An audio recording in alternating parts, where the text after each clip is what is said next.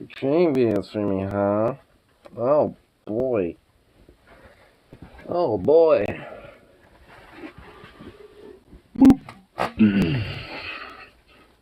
Oh. Hey, baby.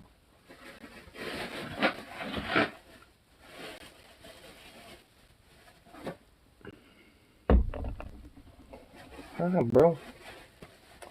Yeah, Sooks. Can I help you? You little stupid.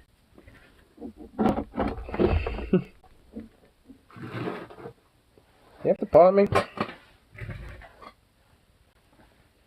Must you paw at me, sir? No! Stop! Stop that. Don't do that. Let's see. What's this? And beep. Do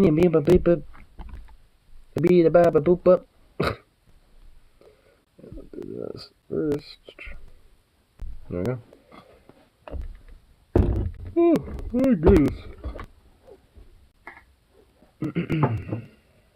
Helmet cam shows close quarters tank battle. Whoa. Vehicle had his helmet cam on when he engaged multiple Russian This looks more like a drone footage. in a deadly motorized street fight. The result is a fascinating look at the high-risk game of modern motorized warfare. Here's how it happened. The Telegraph has posted helmet cam footage that was released by the Ukrainian National Guard's Azov Regiment. So far it's not actually going to show the fucking video. Oh my god.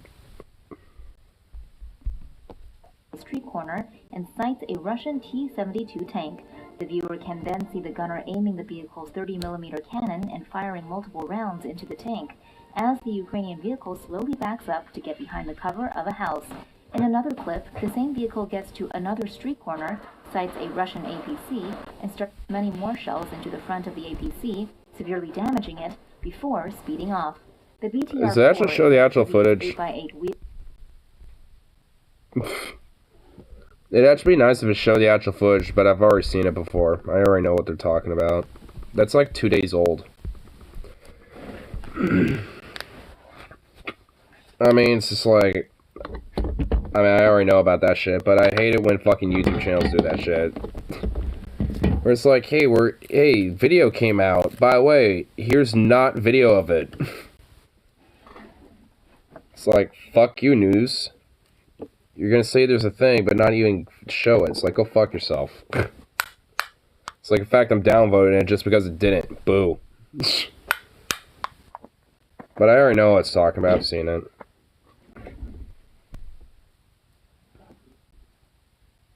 Oh, that, yeah. Yeah, I've already seen it. Yeah, I keep getting recommended all this different shit, so of course I'm gonna be watching it. That open one yet? No, I haven't. But yeah, I better not be recommended that Tomo News, because if they're gonna be doing nothing but like AI, animated, everything AI, no human has operated this channel for years, and it's just like, no.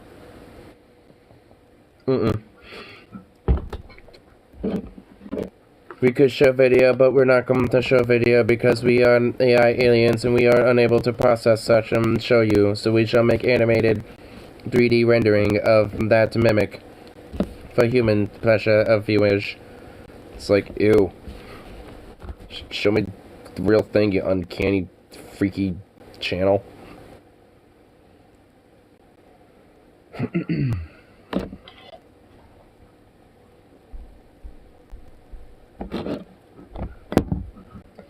Oh boy, now what's Sook's getting into? What's old Sookov getting into? Found that Orly's channel and has some good videos, so I'll just say covering out. Yeah, I've again already seen it because I'm subscribed to that channel. I've been subscribed for that channel for a while, for quite some time now. But now it's just pretty much like Ukraine war leaks, so. At this point now, it's just like a lot of different shit going on there.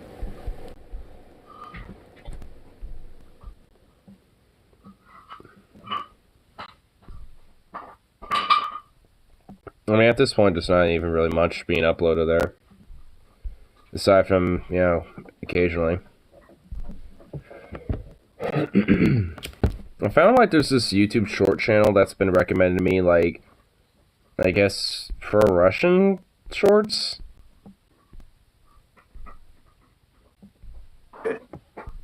Yeah, I found it, yeah. There it is.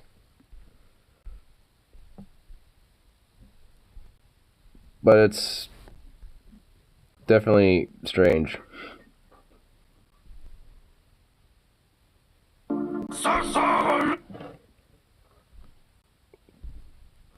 But here's just one of the random shorts with a very strange music. What? Yeah.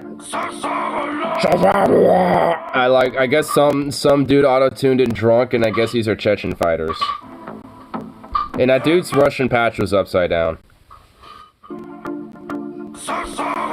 Like, you got all these dudes. But then you got this guy, and his Russian patch is upside down. His Chechen one is, like, there, fine, but his Russian one is dead-ass upside down. I got the other one right. I'll go and throw singing. No. I don't think so, at least. But yeah, this is a random YouTube channel, I guess. So, yeah, now I get, yeah, so there's like some two channels doing some pro-Russia stuff, but also there's just a lot of fake nonsense too, like this video, Russian Army Ukraine Fighter, like, this is really just French soldiers in Afghanistan. Like, you can see FAMAS's, like, French FAMAS rifles. Like, this is not even, like, I mean, here. See, there's FAMAS's, there's some more FAMAS's. Like, this literally is Afghanistan. So, it's just, like... I mean, some of this shit's just straight up, like, some bullshit. Like, that for sure looked like a dude bro in army gear. A dude bro? I mean, it was more like a Chechen, but yeah, they are looking like dude bros in army gear. They do kind of look like dude bros.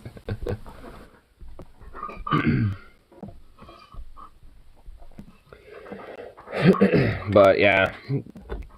So, yeah, B4U. Like, I guess that YouTube channel's doing some, yeah, some... Like, they have some, like, pro-Ukrainian videos, too, but not a lot. They're like, because there's one of, like, Ukrainians protesting Russians and shit. But it's kind of obvious that they're a little bit more on the side of Russia with that one.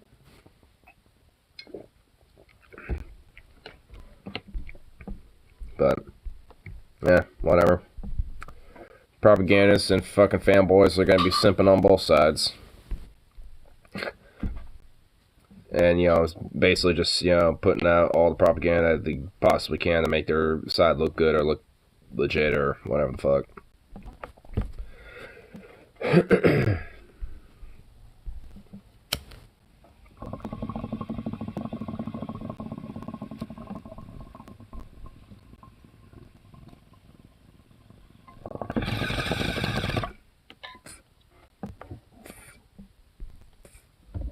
Which is kind of funny, is at least for me, it's like, I feel like over time I could probably, like, get myself kitted out a little better than some of those Russian dudes, not gonna lie. Because if they, like, no, I can go back to the video. There's actually a way for me to go on these YouTube short videos without actually being on the YouTube shorts. I'm on a YouTube short video without actually being on the short itself. Ha ha ha! I've overridden their absurdity and evil. But, yeah, these dudes do kind of look like some dude bros that you would see at, like, a milsim arena. I'm just gonna be kind of honest. Yeah, they do. They honestly kind of do. They look like a bunch of fuds that are kind of at, like, some milsim arena. That dude just walking by. Then you got this guy. This guy straight up just looks like a dude bro. Is that a Sega 12? I think he has a shotgun. I think he has the Sega 12 shotgun. But honestly, like, his kit looks like something you can easily get. Like, I found chest rigs, like, just like that on eBay. And so it's like, honestly, deadass, won't be surprised if this dude got his own shit. And also, it's in all black. Like, where's the camo? Like, you got a camo hat and, like, a camo jacket, but no camo vest. You're not really going to blend in well.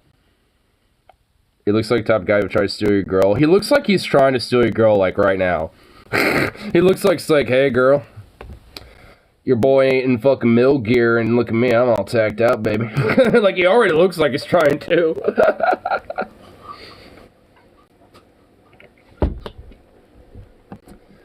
Oh my goodness. He does kind of honestly look like a dude, bro. He honestly does a little. He kind of operates like it, because, like, yeah, man, what's up? He just kind of squeezed by, it's like, yo. It's like, yo, and then you got this dude who's just like, wait, what? I'm being recorded? This dude looks awkward. He's like, wait a minute, I'm being recorded, what? He doesn't even actually pay attention. He's already, like, kind of looking off. He just is like, oh, guy recording, okay. It just, like, for a second there, like, and just, like, right when it peers off, it looks like he's just like, what? Staring awkwardly, but it's not. It's just that perfect frame moment. This guy looks like he's, like, even less decked out, actually. Like, this dude's kit versus this guy. Like, this guy's got a full-on, Sega, like, it looks like a Sega 12, I'm assuming. And then, yeah, moving over, it goes to this dude. He doesn't really have as much on him. This guy looks, yeah, he's got AK, well, maybe they got AK-12s. Well, maybe those are AK-103s. AK-15s, maybe? I don't know. They're an AK series of some sort. Robux are worth more than ruble. That's been like that for a week now. World of Warcraft gold is worth only slightly less than the ruble. No shit, dude. Wow. Goddamn, dude. Yes. Let's see what this dude's raw. Like, they don't really got much on them.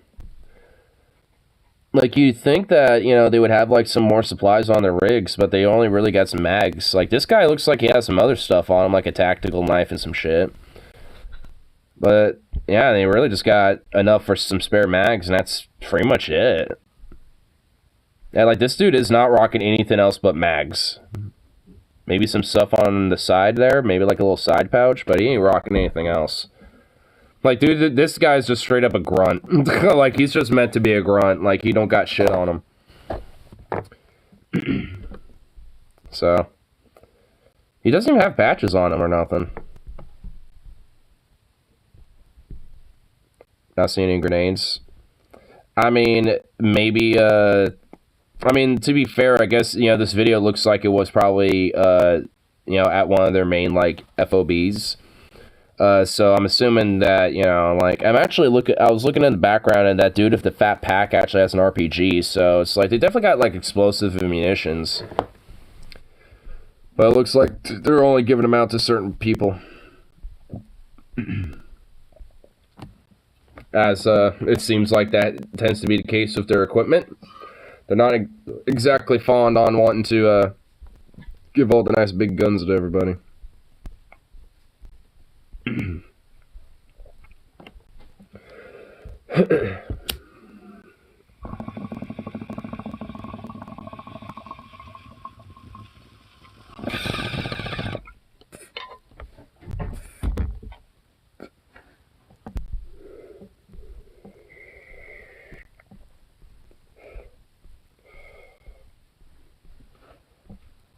And those are also, like, the Chechens, too, by the way. Like, those aren't, like, just your average Russian conscripts. So it's like, if they're not necessarily looking like they're totally decked out, like, they're all, like, cracked up to be, then it's like, doesn't seem like they're exactly doing too much, too well for themselves, all in all.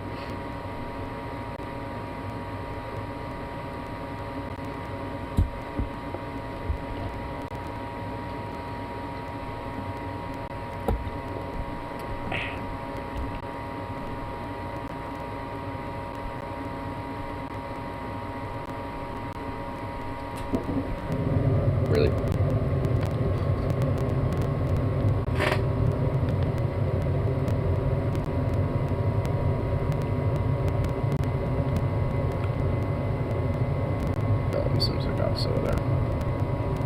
Oh, yeah, I heard him. You heard his name. You heard his name and responded to it. GOP senator says Putin may invade Seattle. What the fuck? Who? What utter goofball dipshit said this now? And idiotic senators has some thoughts for us on what Vladimir Putin is up to. Let's listen and then I'll react to it. That's what Joe Biden is. He needs to decide what the United States and NATO are going to do to put Vladimir Putin on the back foot. Because if we continue to blink every time Vladimir Putin says boo, it's not going to stop in Ukraine, it's not going to stop in Europe. We might as well call the commanding general at Fort Lewis outside Seattle, tell him to go take down the flag and surrender our position, because we will never stand up to Russia if every time Vladimir Putin says boo, we back down. So Vladimir Putin may invade Seattle and take over a military base by Seattle if we don't do what? I think he's... It's like, hey, if we don't, like, challenge against Russia's imperialism, then they might just invade Seattle, you know what I'm saying, Jack?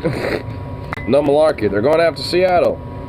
Look, you don't see their fucking vessels, stationed out at the Puget Sound? It's like, come on now. Russian Navy is geared towards coastal defense and offensive operations. No, Jack, no, that's some fake news that Donald Trump told you because he's that, Putin puppet. Now, let me just tell you, Jackie, there's an entire Russian naval fleet right outside that Puget Sound, and any day now they're about to invade Seattle. Now, you might be thinking, how in the hell did the Russians get under our noses? But let me just tell you a thing. Like, listen, Pat, you know the thing. They were just there, with their nuclear submarines. They just hit them underwater. It's like, oh my god, bro. Like, what?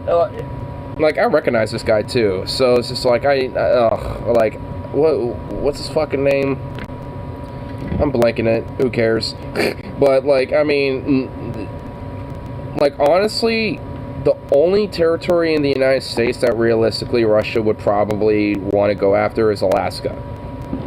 Like, dead ass, that'd be the only real, like, area that, that Russia would really want to try to go for. So it's like, I mean, honestly, all in all, that's just dumb as fuck. Like, I mean, Russia would want to be going towards the West Coast. Like, they'd be focusing in Alaska. And even then, it wouldn't be really great. Besides trying to maybe ask the Navy, they could challenge us. Yeah. No, realistically, yeah. I mean, and even then, they would have a hard fucking time. For all that sweet oil. Yep. I mean, it's just like, pretty much. Like, there's a lot of resources, oil, and all sorts of other shit that, would be very beneficial for Russia. Plus, they would have pretty much, like, the Barents Sea amongst a lot of the North and Pacific waters to their control. Which that would be very beneficial for them, especially via trade, their oil industries. So, yeah, like, they want that. They would love that. But, of course, they're looking more westward, not eastward.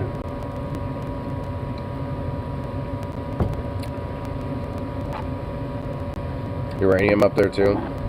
Well, that definitely would make, any country near that area,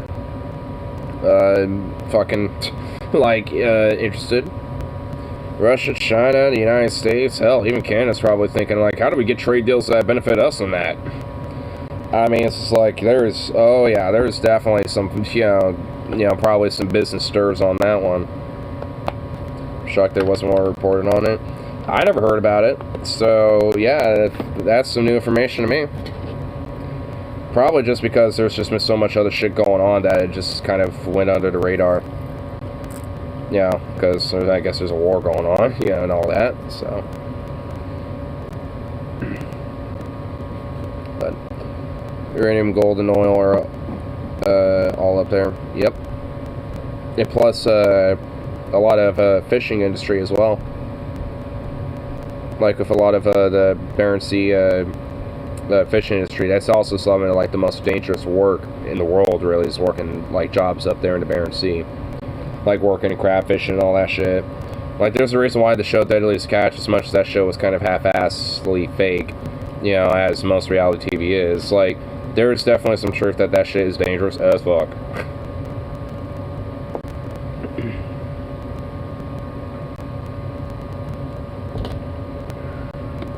I know a guy that did ice road truck and stuff. That's pretty cool. And, again, also dangerous. Again, it's another one of those, you know, most dangerous jobs in the world type of thing. It's not, like, obviously the most, but it's one of them. Definitely up there.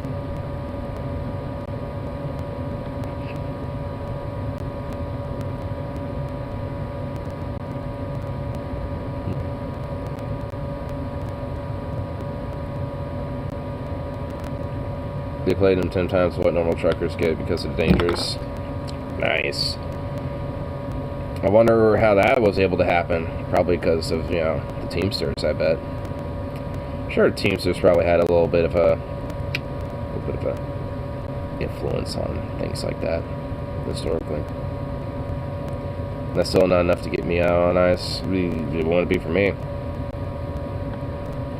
I mean, not on ice, at least. I mean, I'd be more into, you know, like, just maybe, like, regular trucking and shit, but maybe, but definitely not that. Not the ice road truck and shit, that'd be a little too much.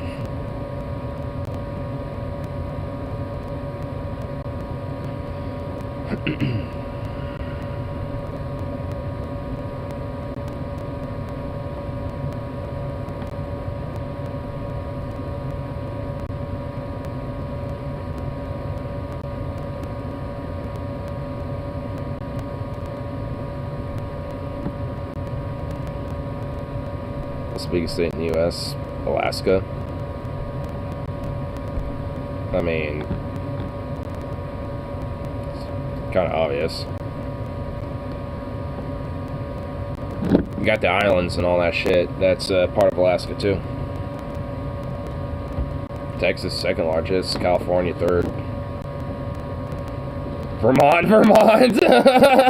Yeah, Vermont is the largest state. Yeah, it looks small on the map, but if you really think about it, like, mathematically, it's actually the largest state. Oh my god. Vermont, dude. I thought it was Rhode Island that actually was the biggest state. I mean, it is a pretty gigantic island, you know what I mean?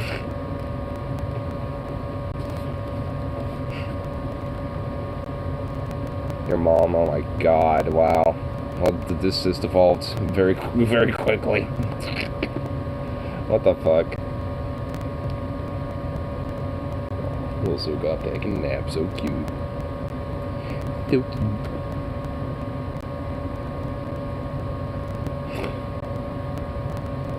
Do you know the original name of Rhode Island?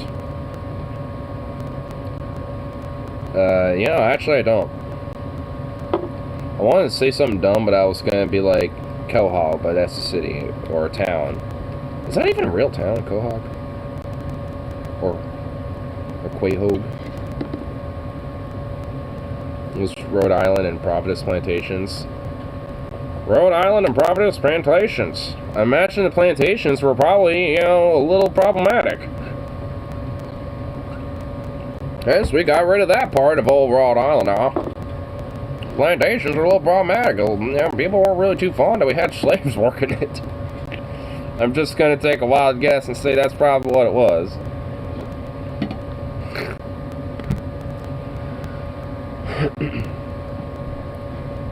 I mean, Providence Plantations, like,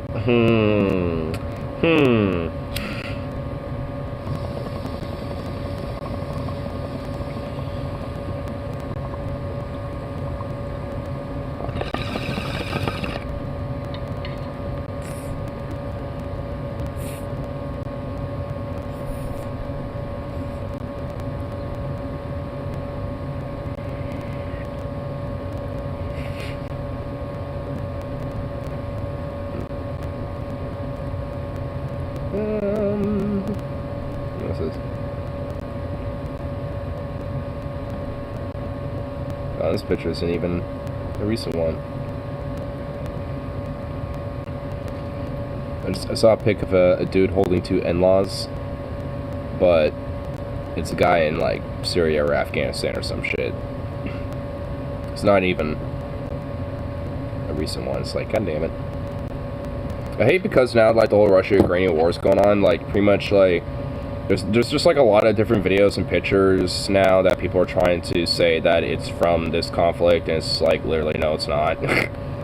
Some of it's just very fucking obvious, but some of it's definitely a little bit harder than others.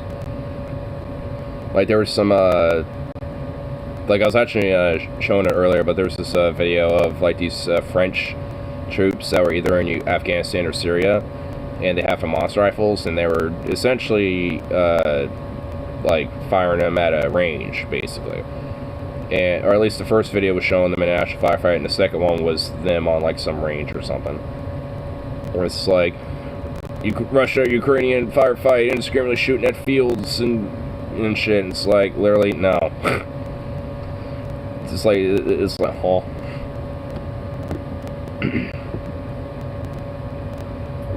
I wish Alice stopped boofing at the horses.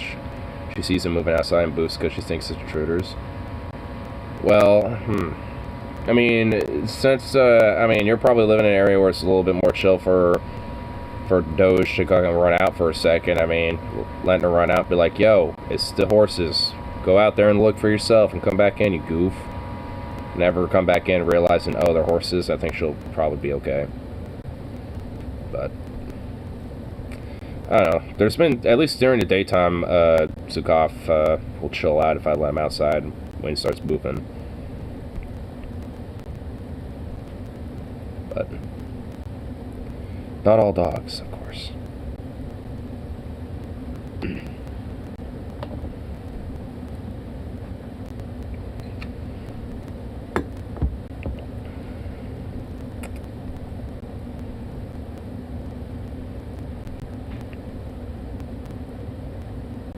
Oh.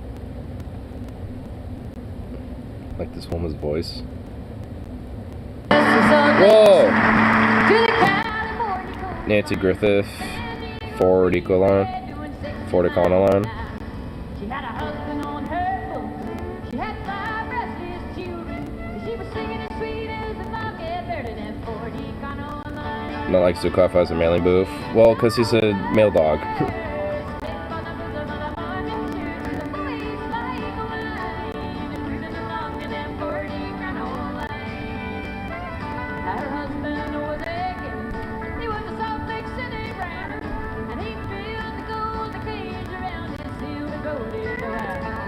Damn, she looks like she passed away last year on August 13th, 3 days before my birthday.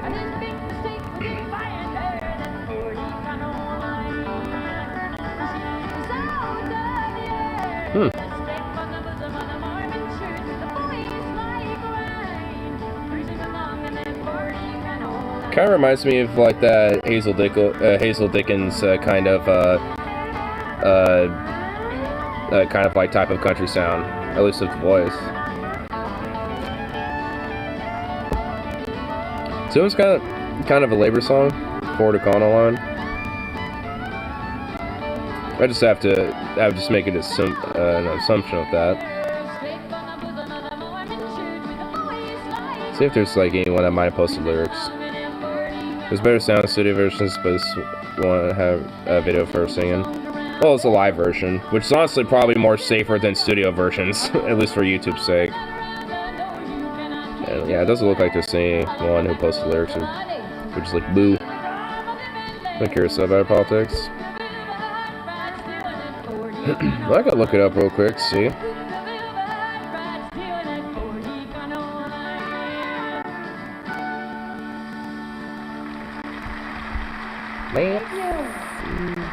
Nancy Griffith singing Ford Econoline.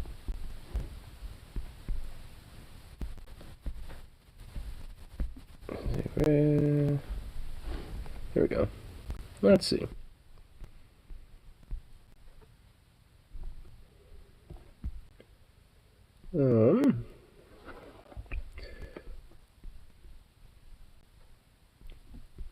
born in Seguin, Texas in 1953 and died in Nashville, Tennessee.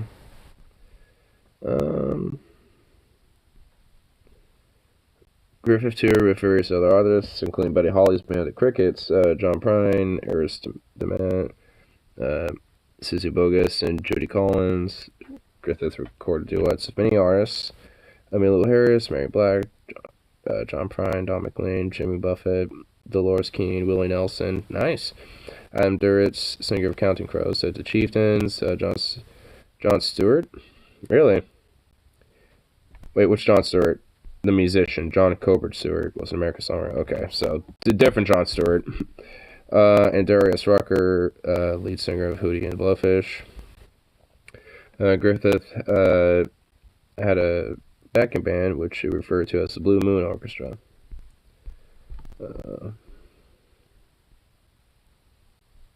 Well, let's see. Her life and career.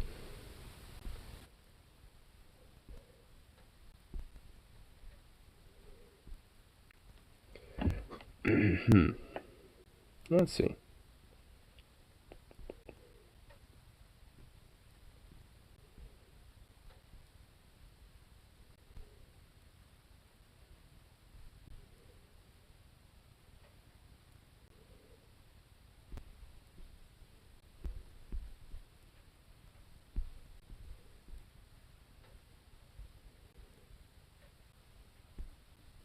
See what else? There really isn't. Actually, at least on our wiki page, there isn't really much. Like, the most I could really find anything remotely close to politically rated, at least so far, is in '94, Griffith teamed up with Jimmy Webb to contribute the song If These Old Walls Could Speak to the AIDS benefit album Red Hot Plus Country, produced by the Red Hot organization. Griffith was a survivor of breast cancer, which was diagnosed in '96, and thyroid cancer in '98. Jeez, double fucking whammy. But, I mean, that's pretty much the most I can really find. And the Red Hot organization is a non-profit dedicated to fighting AIDS through pop culture. So, she at least, seems like, just based on that, I would just kind of take a slight assumption she's probably not homophobic and probably was against the whole, AIDS scared bullshit that was probably going on during that time. Hence her advocacy for it. So, but again, that's about close as I could find, at least so far. But I mean, honestly, there's not really much on her wiki page aside from just her music career, but that's it.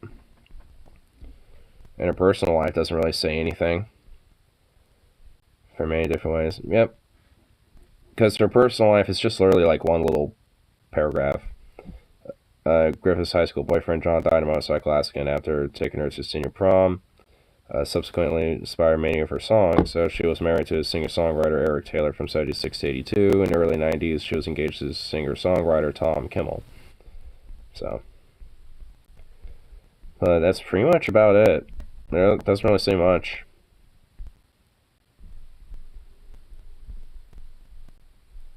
So.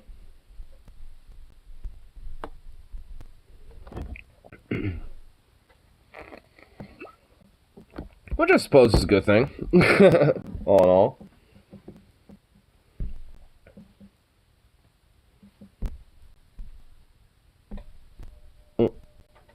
Oh, no, is the Guardian gonna be a dick?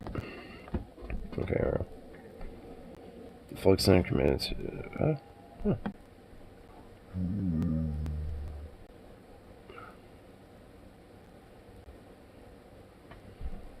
He didn't fall for the boofing pups. Now. Yeah, because Warnock says something about pups being adorbs. There, hold on. Griffith quietly released a collection of cover songs intended to guide listeners to a network of singer-songwriters who are carrying the torch for American music. Today, other voices, other rooms to consider a landmark album for not just interested in the songs of Woody Guthrie, Kate Wolf, Townes Van Zandt, Nothing Till, Tom Paxton, really. Jerry Jeff Walker and John Prine, but to a new generation of listeners, before its communal, multi-generational spirit, the nitty-gritty dirt band had already created.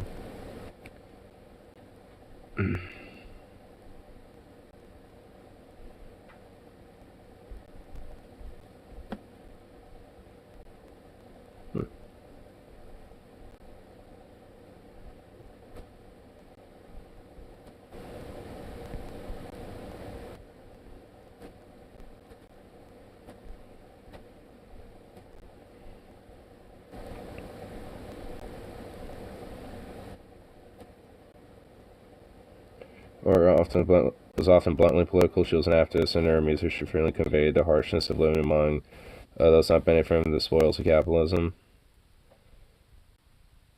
Really? So probably more of a pro-worker, labor-based type of folk, you know, going along. Honestly, that's why that song sounded... Oh yeah, I see it. I see where you just copied that. We're living in an age of communication where all the voices are heard have money in their hands, where greatest become the sophistication. She's saying in 94's time of inconvenience. If you ain't got money, you ain't got nothing in this land. Another song, hell no, I'm not alright. Can't expect anything for 2012. Oh, I think I remember that. Same year, she told an interviewer that she was too radical for contemporary US politics. I was angry about something.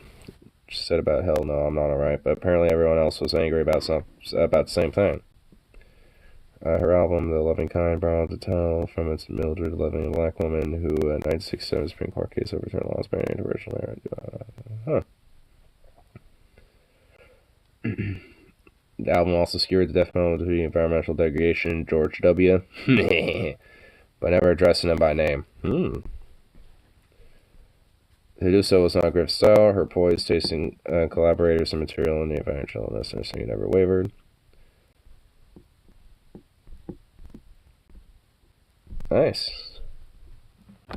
So, it seems like a lot of her politics are more so in her songs, but just judging from what I'm seeing so far, it's definitely more of the lefty bent.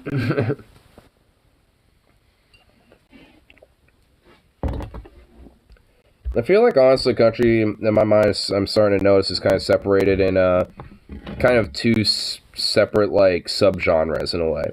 You kind of have the hyper-corporatized, like, I got my F-150 and garden country, and I got 24 Bud Lights in my back of the pickup truck, yeah. You know, it's just like, you got that shit, but then you got, like, you know, essentially what's left of, like, this more older, like, kind of, quote, truer, like, kind of, you know, struggling, you know, to kind of get along, type of, you know, Americana type of country. You know, like, you know, like of Woody Guthrie, you know, Tom Paxton, you know, Nancy Guthrie, so on and so forth. So, I mean, at least for me, it's just like, I mean, I think that's kind of what especially kind of got me more into country overall, is just because of that, and knowing that. Because there ain't no way in hell I'm really into, like, what would be considered, quote, modern country. Aside from maybe newer voices or artists that are doing some of the, I guess, this more quote-unquote old-school type stuff. Got your old school, lose your wife, doghouse country. Then you got modern party drinking country. That's kind of like the capitalistic forms of country. It's like, I lost my dog because she fucked another man and took the dog in the house too. Left me my F-150, then I'm just sitting here in the bar with my whiskey. It's like, I mean, but it's just like so generic, because it's meant to be radio friendly itself. I mean, that's why it's so fucking generic, because where all the songs essentially kind of revolve around the same shit.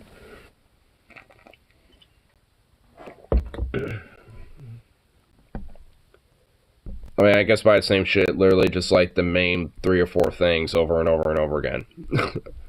And not even really expanding on it, and, you know, trying to, like, get creative with them either. It's just kind of, like, legit, relatively the same.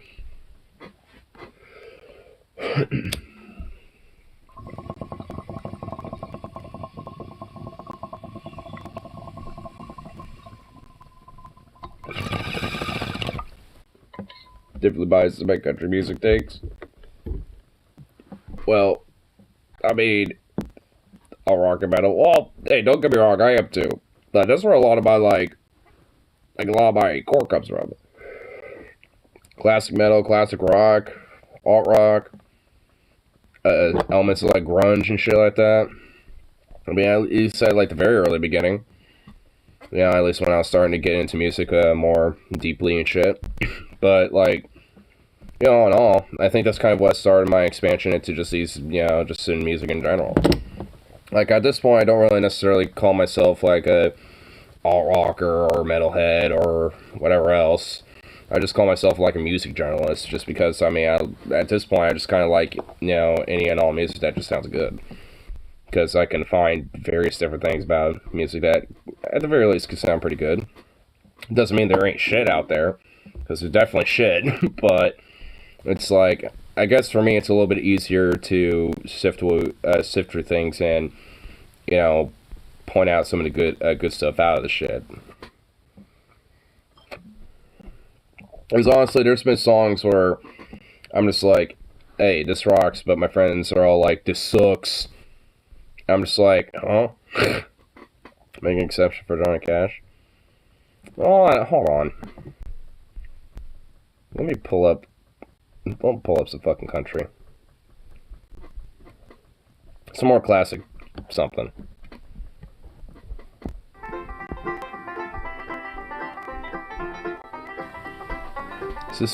Smithsonian Folkways recordings. That should be okay. I mean, this is country too.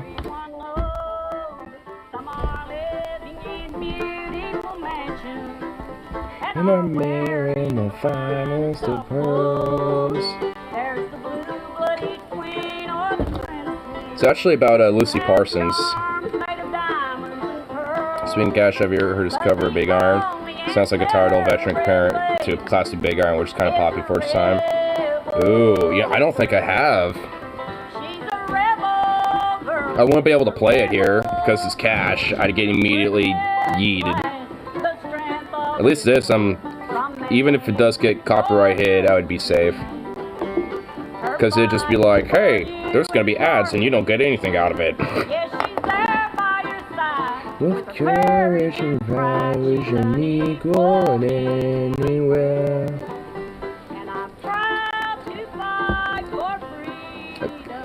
Definitely want to make a cover version of this type of song, because it's a little like I could tell it sounds a little like punky in a way, but it's like it's a little soft, you know. It's still got like that very soft like countryness. I mean, it's just like, oh, like that's what I noticed about Hazel Dickens. Like she kind of has like this very basic chord progression with a lot of her music, or at least how she makes her music in country. I mean, it's kind of in country in general. Kind of folky, yeah.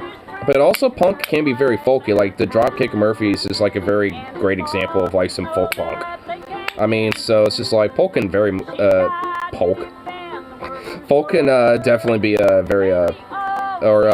can definitely be very folky. So I could definitely see, like, a more folky punk version of this type of song. Like, the Dropkick Murphys, did like a more like punk version of like an old of an older song. Feels more like folk music than country in my opinion. Well, like a lot of old American folk music was country, or at least, you know, different iterations of it. Like kind of like, I mean, not rockabilly, but like, you know, like hillbilly grass, bluegrass, country, you know, and then like a little bit of polk. Well, there's polka. I mean, punk and folk for polk. I mean, it's very close to polka. I don't know. If you're saying that's a little folky, here I could.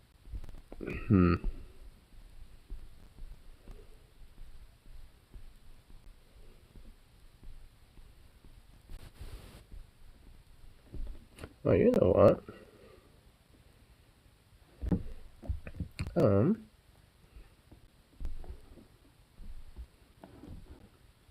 I'm kind of ashamed a lot of my taste for old music comes from Full Dial Meter like it.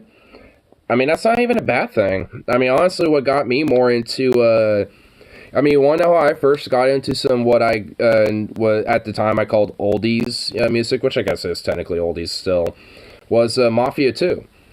Like, I mean, that, like, honestly, like, Mafia 2, hearing like the original soundtrack for that game just like made me fall in love with a lot of the old, like, rockabilly, old classic rock, you know, of the 50s and shit, like 50s rock and Dean Martin, amongst other different artists and shit. Like the Andrews Sisters, are ones that kind of stick out on top of my head too, amongst a couple others. So it's just like, I mean, all in all, I mean, that's not even necessarily a bad thing.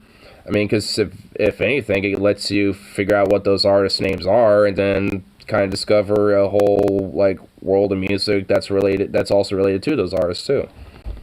I mean, that's how I eventually kind of got started in it.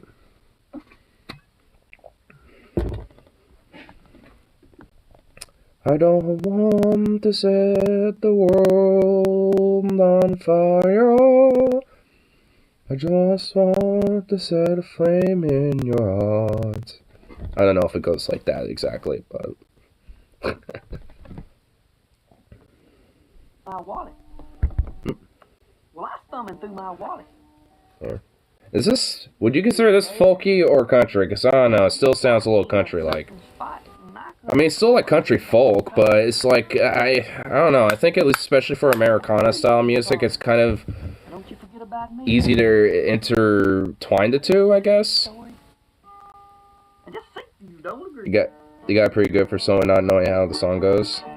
I mean, it's been a long time since I've heard the song. I only know how, like, the set the world on fire. I know that part a little bit. The rest of it, I don't know. I'm a union girl. I'm a union girl. Could have been a Visa, could have been a MasterCard. Don't worry about your money on the side, long gone. No, just praise the Lord that I'm a union guard. I mean, that banjo really makes it fucking country, so I don't know, it's like, it's folky. Like, a lot of, you know, these style of songs are very folk-like, but, I mean, it's still got kind of like that southern country vibe to it, though. For the Rocket soundtrack. I mean, it does have a Rocket soundtrack. It's too short, though. Like, if you actually take the entire, like, Fallout soundtrack, it's less than an hour. It's like, there's no way, like, the entire Wasteland only has, like, less than an hour worth of music. Like, they definitely are gonna have at least hours on hours of music.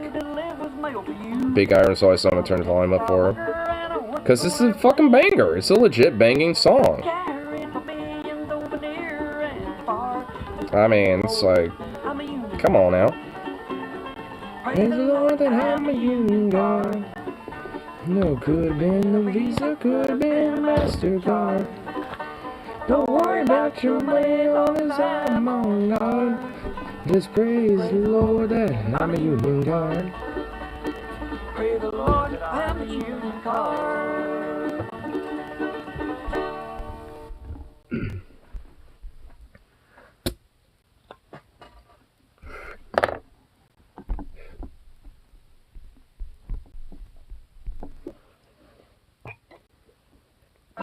The banjo is a quintessential American instrument.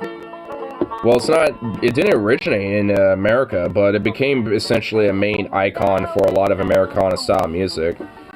I still want to get one. I mean, it's a really fun little instrument to, you know, play around with.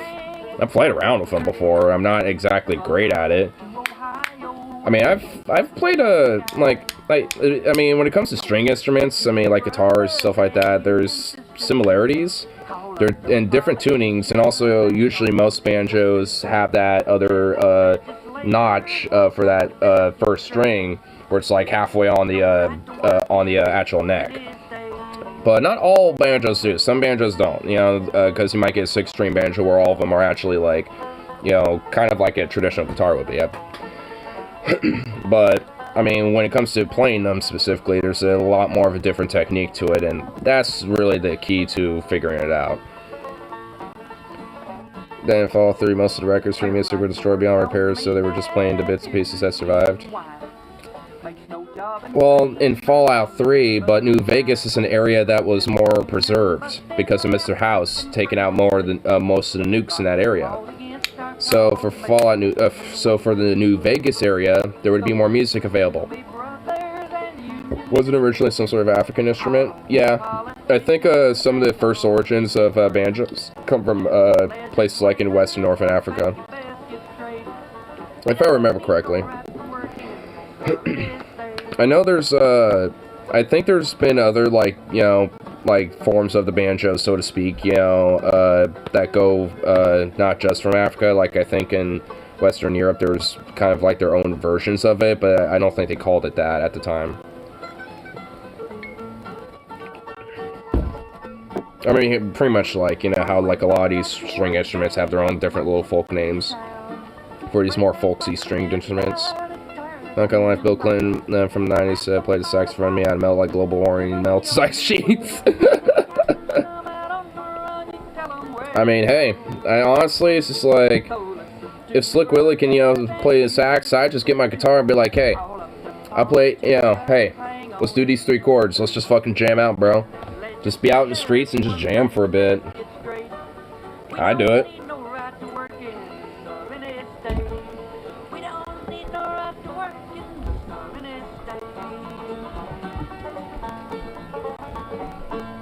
I like that song, Right to Work Lie.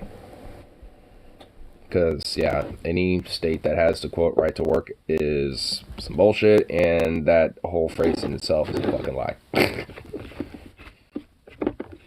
It's right to work for less and let the corporation fuck you in the ass. That's basically what it means. Yeah, what a good idea. What a swell thing, you know?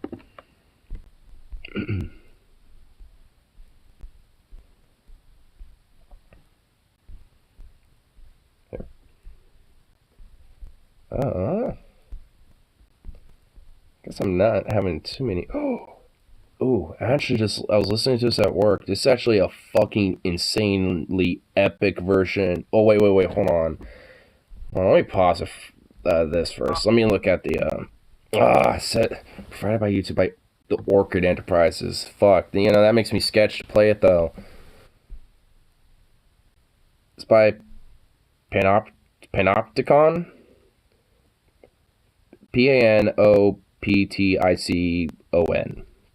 Panopticon? It's on their album called Kentucky, but it's which side are you on, but... God, it's such a fucking epic version of it. Goddamn. I don't want to, I'll keep it, I did a right to work class. I failed because I stopped going because it was just anti-union nonsense and no skill training. Oh, gross. Yeah, I would purposely fail it too. That ass would. I mean, fuck that shit. I'm glad, like, honestly, even with my workplace, I'm glad there isn't, like, fervent anti-union shit. I'm just glad there ain't. I mean, there's definitely, like, this, hey, we're gonna sow some doubts, but it's, I mean, it's like, yeah, I mean, you know, I ain't buying a bitch. Honestly, I kind of might have found out a little bit of why I've been kind of getting fucked with my wages a little bit. And honestly, it's because when it comes to getting the whole, like, journeyman wages thing, once you get enough hours and shit, sometimes it's meant to automatically do it, but sometimes the codes for the system for where it does it aren't correct when they fucking put it in for some reason. So honestly, it's like this entire time when the system automatically did it, it probably just, like, never did it correctly and was just like never fucking bothered to be corrected when that happened. So sweet baby raise, I deadass could probably be getting a buttfuckload of back pay, depending on, like, you know, how long ago that was. Just depending. I don't know, like, because honestly, like, I'm definitely looking forward to at least having some of that, if it's a possibility. I have to, you know, see about the unit more specifically, see if I can, absolutely, make sure that could be a possibility. It was an extra credit class for college, but halfway through I just couldn't stomach propaganda. You know, you could, like, if you go to, well, obviously it's hindsight now, but if you go to, campus, like, officer or whatever the fuck, like, to the administrators, and be like, hey, you know, like, I didn't mean to take this class, this was an incorrect class, that, I was trying to take or some shit. If you actually, like, talk to them about trying to, like, remove it and not have the fail grade and shit, it's, at least, you know, for the community college I went to, they usually will sometimes work with you. I mean, sometimes not, but, I mean, it just kind of depends on the situation, but again, it's hindsight now at this point. Here. I'm still debating on playing this. Publisher, Nordvis? Who the fuck is...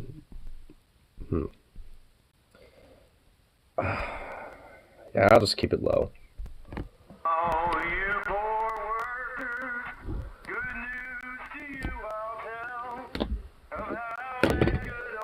Because it sounds just very like I'm seeing, like I'm imagining like a just a dead ass like fucking like army of like just workers, you know, armed up to the teeth, just ready to go. You know what I'm saying?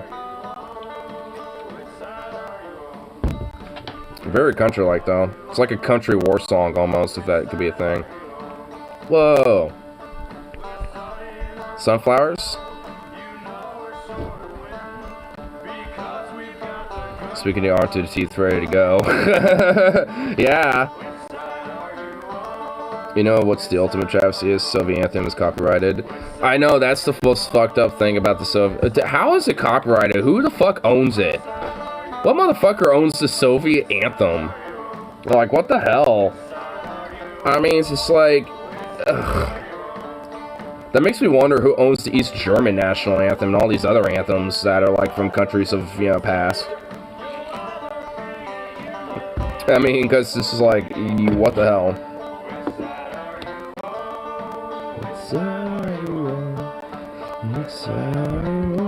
Let me be surprised if it was Putin who holds the copyright. Or maybe like a music production company that's like in his pockets or some shit, or like, you know, that benefits the state to some degree. I mean, yeah, that could be a possibility. Tell me how you can. Will you realize he's scared, or will you take a stand?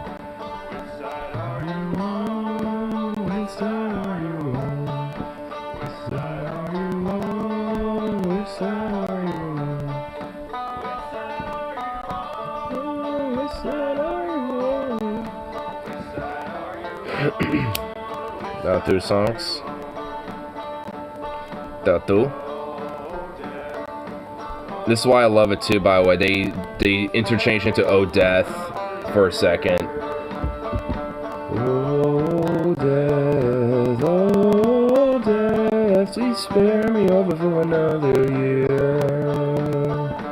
I was a worker, and I was every time.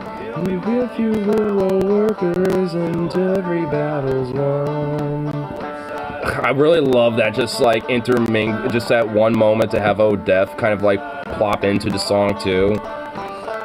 Because honestly, it's in the same key, at least the way they're playing it, and it just, oh my god, it's just so fucking cool. It makes it just that much, it feels like more of like a war song almost. Like a workers' war song, if that makes sense. Especially with the whole, like, implied "Oh Death." The old one, state anthem of the Soviet Union, and now the national anthem of Russia. Well, yeah, the national anthem of Russia, like the current one, is different.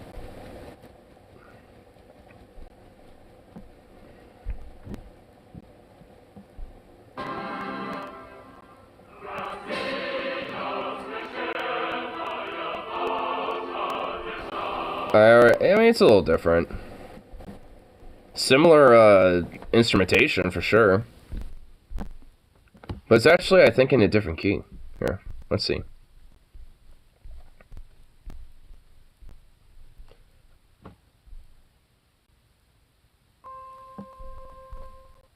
Alright, on. Here we go.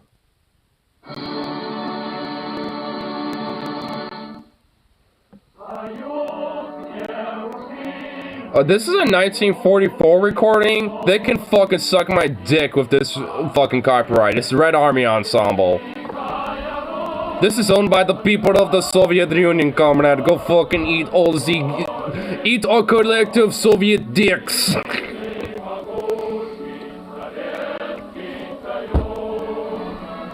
I think this is in major. I think this is in like a slight minor, while the modern one is in a major. I think. All right, that was the 44 version. It sounded like it might have been in minor.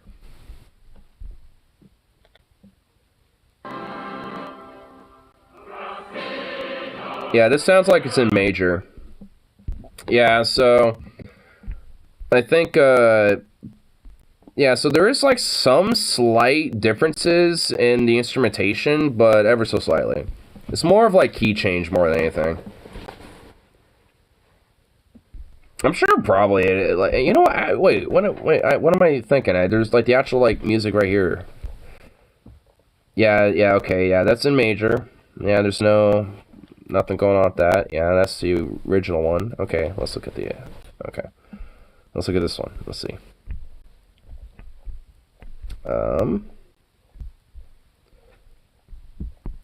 Oh, same thing.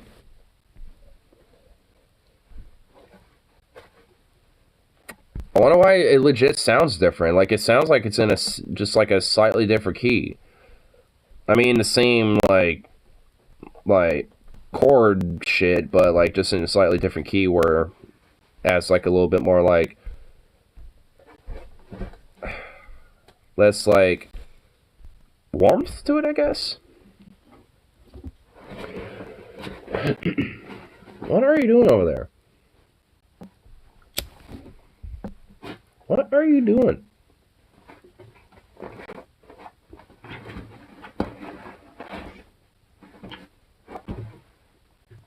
Are you having issues?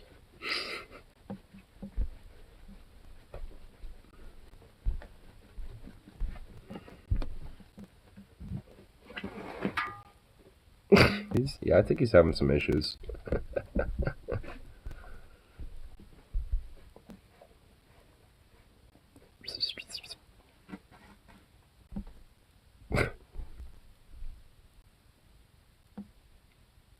What a goof. Are you having issues?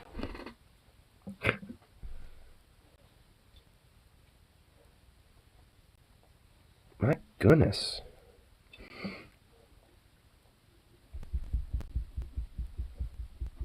Stalin himself would rise from the dead to make the Soviet Union and throw down the vial of Putin, so he says, the Menschik Hitler. Yeah. What about Lenin? What about him? What, is he not going to rise from the dead? I mean, we could do Trotsky too while we're at it. Why not just revive all three of them? Revive all three of them for the dead and just see what happens. Let's just see what happens. I mean, you know, you got fucking, you know, like the, you know, four very notable heads of, you know, like, you know, of Russian state, you know, at one point in time in history. You know, so it's like, I don't know, you know, like, let's keep them from hurting each other again. Who says we're gonna stop that?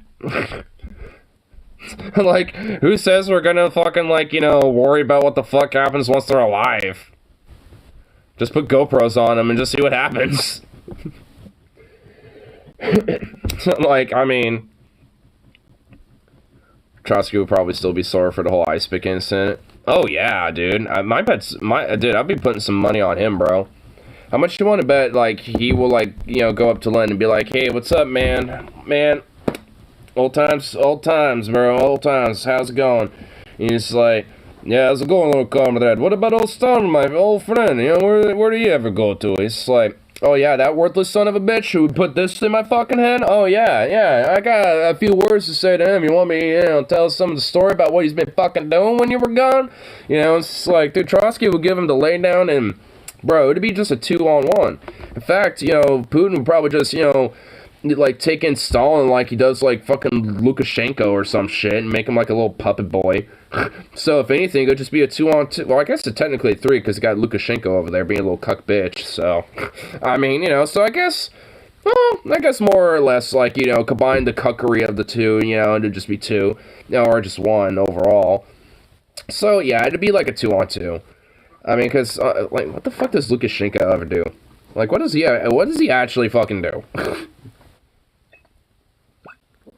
It decides to be like, yo, this, you were gonna make me colonel or something.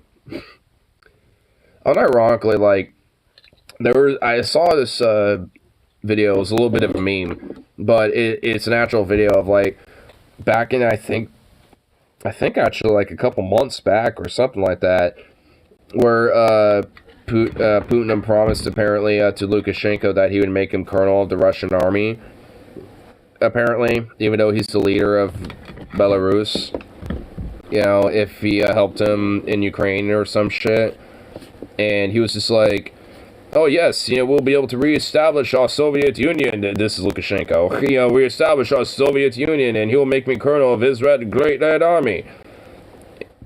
Or some shit. And it's just like, honestly, it makes me think, is this dude literally, like, has the mentality of a boy? Who's like, hey, I'm playing, like, you know, Army Day, you know, today. Yay! But it's just an actual world leader. Like, oh, man. I feel like Belarus has just been, like, just a very depressing place to be. Like, oh my god. It gives off major top energy, in my opinion. Yeah. Saved first day since last Russian general killed 0. Well, has it been 24 hours since the confirmation of the last one? Because if not, then actually, we might have to put a 1 on there. Oh, you little silly slicker. You thought you could get 1 off the corporation today. This one, didn't you there, little buddy?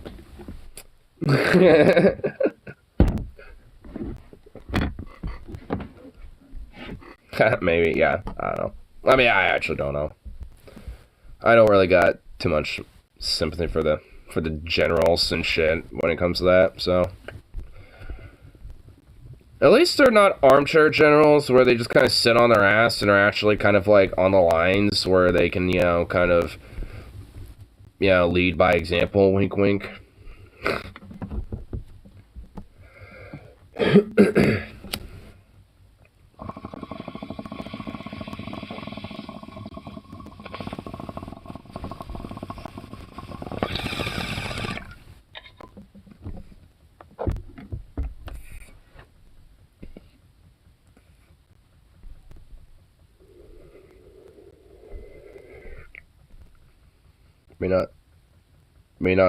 Not many leave from the front anymore. Yeah. I mean, it's like, there really is, like, really too many, like, generals or officers, I think, you know, that legit do kind of sit on their ass as the quote-unquote, like, armchair officer or armchair general. It's like, I mean, I guess I'm not one to talk considering I'm, you know, a stoner bro, but whatever. It's just like, I mean, just thinking about how, like, you know, not just historically, but even contemporarily, like, one thing that, you know, troops, you know, when it comes to just, like, the average, you know, grunt on the ground, so to speak, I mean, one thing that they do really respect more than anything out of an officer is one that, you know, quote-unquote, leads from the front.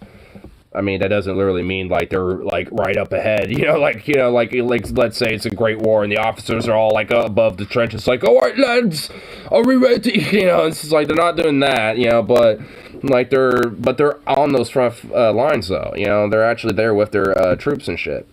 And honestly, it's just like, I mean, if I was some random conscript, you know, or some random soldier, you know, on the front lines, you know, I think it would be a little comforting to know if my office, you know, if my, like, you know, commanding officer was actually there with us, to be like, oh, okay, So if there's anything, you know, I have questions about, I could just refer to him, you know, and I can also, and he's also here, you know, too, as well. There's actually, like, you know, a little bit of, like, kind of, you know, a sense of, like, all right, they got some camaraderie with us. They're not sitting in some fucking office, like, you know, like on the field operation base, you know, where, you know, we're like, deployed out at. They're not like the deployment center, they're with us. Bring on the nukes. Shooting dope. Well, do so safely, Dessa. Let's do the heroin together, my friend. Oh my god, Venom. Pan Moskvich. Huh? Huh?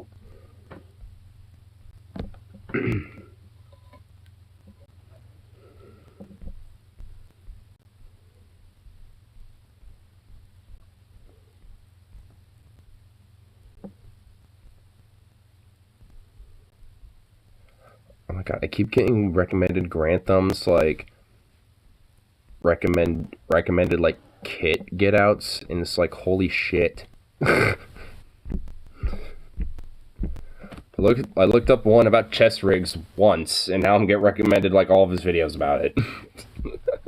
Like, son of a bitch. I guess I kind of did that to myself. YouTube's algorithm is gonna algorithm, as it usually does.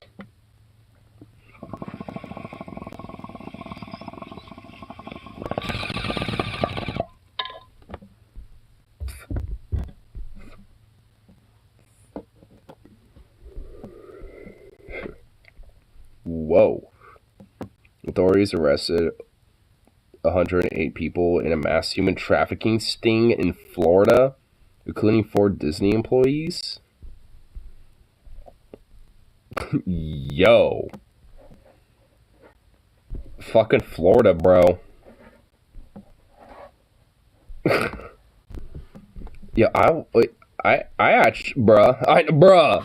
I am actually going to fucking read this article. It's a community post by Now This News, but I'm actually fucking reading this. Authorities have arrested 108 people over the course of 6 days, so about a week, in Florida trafficking sting known as Operation March Sadness 2. What the fuck? Operation March Sadness. Why? According to, oh my god, okay. According to the authorities, among the 108 people were 4 Disney employees and a retired judge who have all been charged of crimes related to child sexual predation, trafficking, and prostitution. Oh my god. In order for the operation to be successful, oh my god. In order for the operation to be successful, detectives first identified prostitutes who had advertised and posted online, and then began to investigate to determine who was being forced in prostitution or human trafficking. Detectives also worked to identify those who were inappropriately communicating with minors. Disney has since spoken out to People magazine and claimed that 3 of the incarcerated employees were placed on unpaid, however, okay. On unpaid leave. Which, wow, so you don't even fucking fire them. However, one has never been an employee for the company. So, but yet okay, so they're denying one of them worked for them ever, and then they're just like, we're putting the others on unpaid leave. 4 arrests of this magnitude in a week is simply remarkable. Is that it? Yeah. Oh my god. So Disney tried to cover their fucking asses. They're like, we were related to this, and unpaid leave. We'll kind of let this play out, I guess. Like, what the fuck? Florida man to the rescue. Yeah, I mean, honestly, it's like, I guess Grady Judd, the Polk County Sheriff, I mean, it's just like, I guess, you know what? That's what cops should be doing, is shit like this. So, you know what? I guess props to the sheriffs over there for actually doing their fucking job. Like, doing what cops actually are supposed to do in their fucking job description. Like, you know, so, yeah, you know what? I can give them a little bit of a golf clap for that. Sounds like Disney's playing the cop game, play leave instead of firing offenders. Yeah. And on, like, because, like, let's say, you know, maybe these motherfuckers got, like, you know, some money or some shit to be able to, like, fight it off, or maybe there isn't enough evidence for these Disney employees or some shit, which, considering if there's, like, you know, some online info and that type of shit available, chances are they're probably fucked. Then they'll probably just, you know, go right back into employment. Hence the whole unpaid leave. So, obviously, Disney doesn't give a fuck about, you know, the protecting of the children idea. It's like, hey, maybe if you know, want to do that, maybe you should, I don't know, like, fucking fire people that are kind of caught in a fucking child sex trafficking ring. By the way, Florida. Never really hear about, like, I mean, it's like, they do happen, but, like, you don't really hear about, like, these mass, like, big busts and shit in places other than, like, you know, the South. Well, this is a real-life Mr. House of the conspiracy is to be believed. Oh, like, in Fallout, Mr. House is kind of like the equivalent of Walt Disney. Or, like, the Fallout universe's version of Walt Disney. I mean, I don't necessarily, like, I could kind of maybe believe the idea that, like, what, his head's in a jar or some shit, or, like, his head's frozen or something like that. Like, I could believe that, but, like, realistically, there ain't no way he's gonna be, like, brought back to life or whatever the fuck. Like, they might be able to use that as a way to, you know, have his DNA as preservation so they can, like, maybe make an AI or some shit out of him. If that ever becomes a possibility. But, I mean, I don't see it. Honestly, at this point, Jeff Bezos is more like Mr. House. Like, Walt Disney wishes he could be Mr. House. Bezos is living it. Like, eventually, given, you know, his fucking rich ass and shit. Well, I guess either that or Musk, one of the two. But considering their rich asses, they're very likely, you know, to probably be, like, the Mr. House if, you know, shit hit the fan. Where they're in, like, a mummified, like, life-preserving chamber thing. Which, like, honestly, it's just like, knowing Mr. House and shit, it's like, if he saw himself what he really looked like in the mirror and shit, it's like, would he really want to, like, you know, still be alive?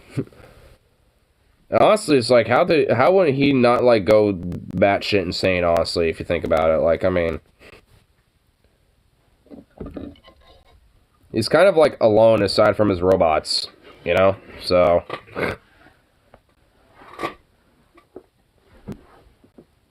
I guess he does have that, like, one female robot that I guess is supposed to, like, deal with his unpleasantry needs. But it's, oh my god, man, dude. Mr. House is, it makes me just feel more vindicated when I, like, go up into his chamber and fucking obliterate him.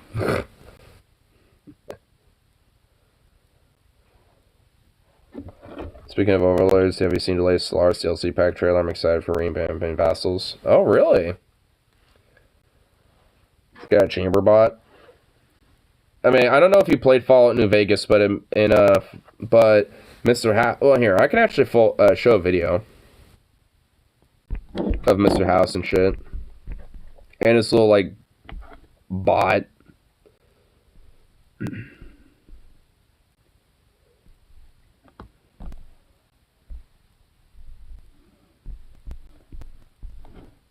There we go. I did build so long ago. Well, yeah, I mean, yeah. Well, he has, like, that little bot, yeah, like, that robot, like that Securitron. That's, like, a female Securitron or something.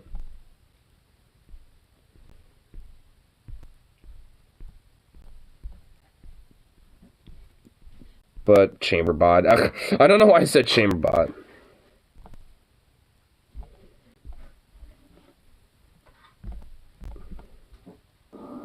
Others plot to undo what we have built,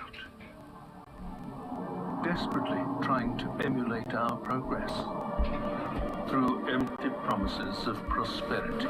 Ooh. They believe us blind, that our reach has grown too For the wide Bez, to protect. yep. For the You Bez. all have a role to play, Robotic chambermaid. and it is time for me to play mine Whoa. and remind the galaxy that we Whoa. can see further than they think. Whoa. Whoa.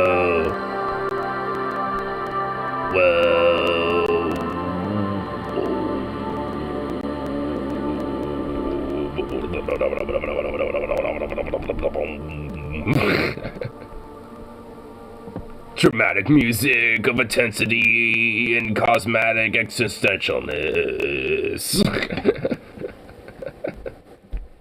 I don't know why I'm not subscribed to Paradox Interactive, actually, now that I think about it. I just saw that.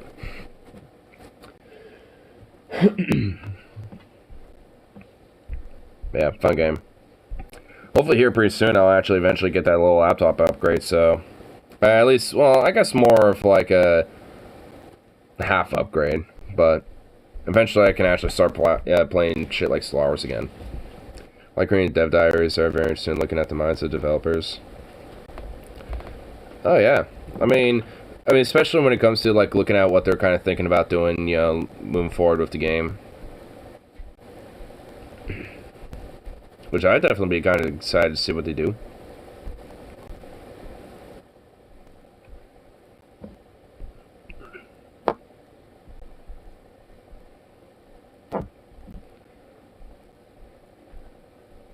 What the fuck is...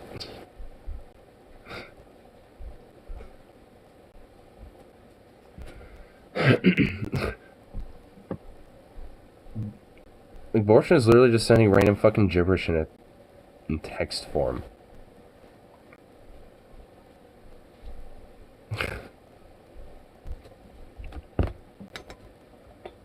I'm getting a webcam next paycheck, so I'll be streaming next month for sure. Nice. You have any more progress with your little ventures? Because I know for sure, like, the shorts, like, if you actually have, like, you know, a way to, like, kind of get different little ideas or different little opinions or whatever the fuck within, like, a minute or less, you could, you know, actually exploit some of the YouTube Shorts algorithm, too. Especially if you haven't really put much on your channel that much either, but you're at least still kind of consistently putting stuff out. Like, the algorithm will kind of pick that up a little bit. Because the algorithm seems to be like, hey, new channel, actually consistently uploading something, boost it. Like, it will do that a little bit. As long as you play by the rules.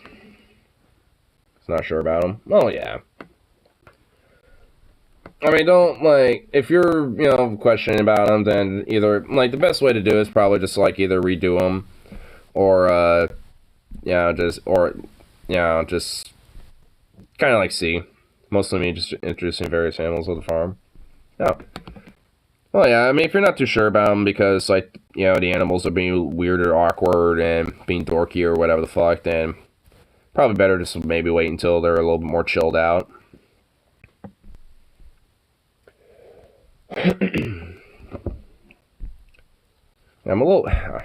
want to get some, like, patches for this paycheck, but it's a little short, and I had to pay my fucking phone bill, so I'm just gonna have to wait for the next one. On top of that little Walmart book. Because it's actually just pretty cool little minimalist chest rig that I wanted to get. That's also kind of one that you can kind of build up to if you wanted. And I'm thinking about probably getting one of those too, so I can actually put my little khaki vest on that. Or my little khaki chest slash waist slash bum bag on there. Yeah. This little guy. This nice little... oh my god, can I grab it? This nice little sucker. Minus $69. Well, for me alone, it's 50, but I also pay for my dad's too, and that's 30, so 80 altogether. But can't wait to get the order that chest rig though eventually, because I want to get that on that, and then honestly though, I don't know if I want to get the more minimalist one or one that's like a full-on one that could have a carrier inside of it. Maybe, but those are a lot more expensive. No, right, obviously, rightfully so, but I'll debate it. I have to debate it. At least the only reason why I'm doing khaki, because that at least fit my, well, I don't have it in here, but it fit my hat and overall a little bit more, I guess, Wild West get up.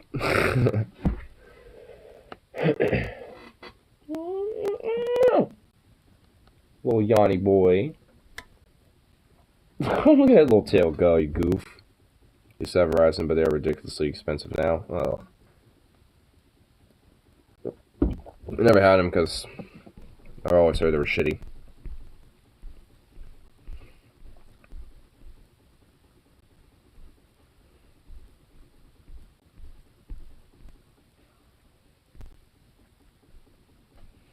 My bill, and then that was just for my phone tablet, was $150. What the fuck? Fuck that. Ugh. Boo. That's just... ugh.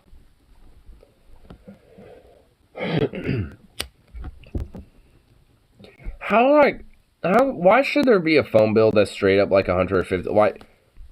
Honestly, like, why is there phone bills in general? I mean, just like, you know, I think just telecommunications in general at this point need to just be nationalized. So that also includes, like, you know, phone usage as well. So it's just like when I look at like, you know, phone bills, especially when they're so bumped up like that, it's like, why? Why though? Why you radicalize me further? In fact, you know what? Please do. Please continue to radicalize me.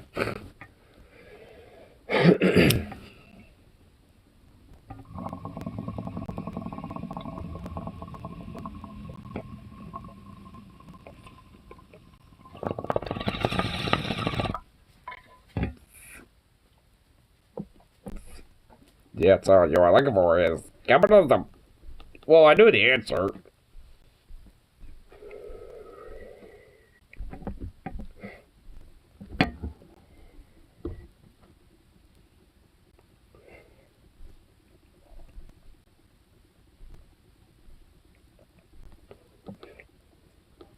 Zugol. Look at you, baby. What you doing? What are you doing, buddy?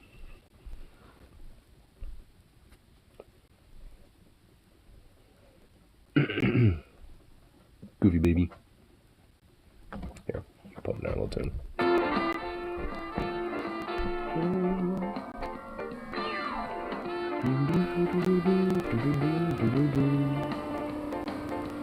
They're watching videos on ancient Rome and how close they were to have an industrial revolution. Ancient Rome?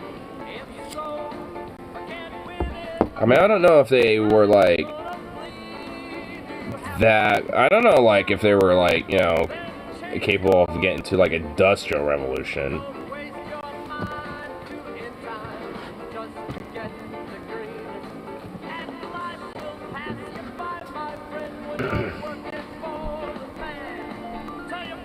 Can I help you? Come here, baby.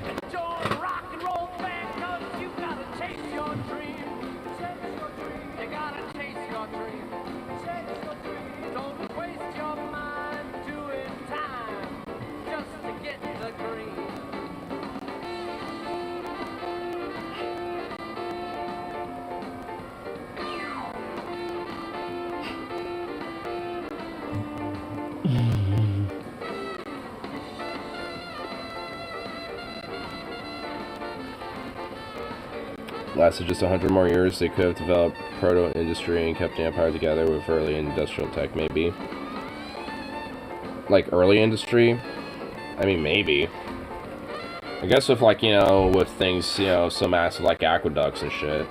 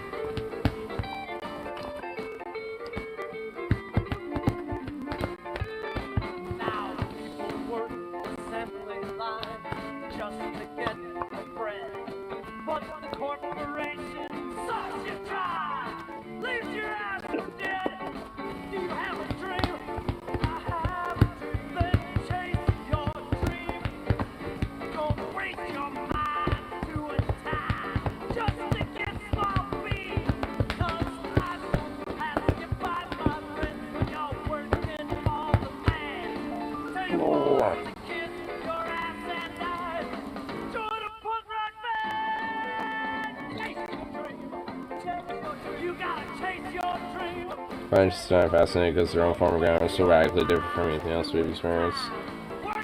Well, also more, you know, probably more shitty, honestly, in comparison to, I mean, a very, like, highly, you know, like, massive, like, you know, hierarchical, like, chain, you know, system of, like, it's, you know, essentially, like, insane fucking, you know, like, you know, just kind of rulers and kleptocrats and shit. I mean, I don't know. It's like, it doesn't seem like exactly, you know, too much better than what we've, you know, at least governmentally probably experiencing now. Feudalism was developed after Rome. Well, yeah, it was. Oh, blah, blah.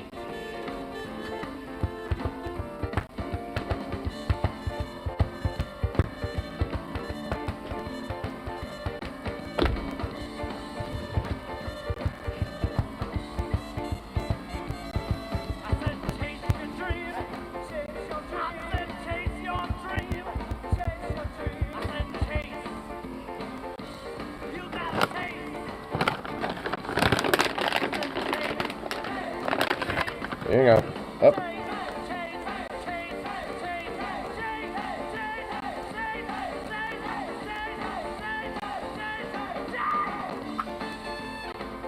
Come on, up. Goof. We didn't have TikTok. Honestly, life back then would be an improvement if we're gonna go by that metric. I mean, TikTok is a massive, massive degradation. And also, like, I've heard it was developed by, like, a Chinese company anyway, so it's probably, like, likely that it's more of, like, there's, like, some conspiracy where I guess, like, some sort of, like, a Chinese psyop against the U.S. Populace or some shit, which honestly, at this rate, I wouldn't even fucking doubt. Because, I mean,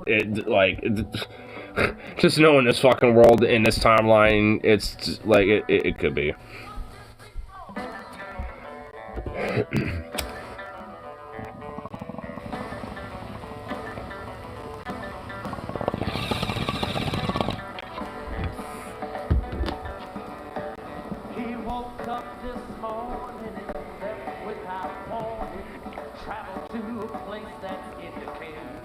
Users by China. Yeah. It's honestly deadass a little bit. One reason why I've never used fucking TikTok ever. Why I'm not exactly, you know, fond of it. YouTube's version of TikTok is already bad enough. I mean, honestly, people just kind of use that to also re-upload their TikToks there, so.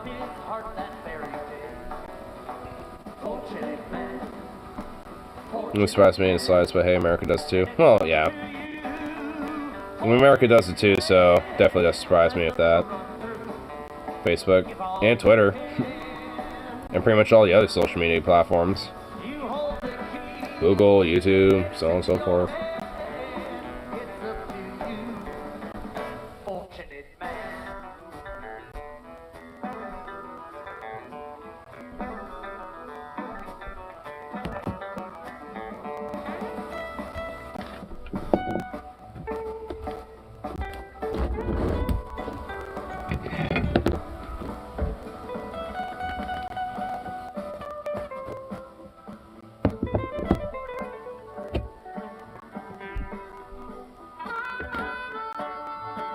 Still sounding folksy. This is more like, I mean, it's like rockabilly. Big country. Yeah, this is the Dusty 45s. I've seen them live. That's a really kick-ass band.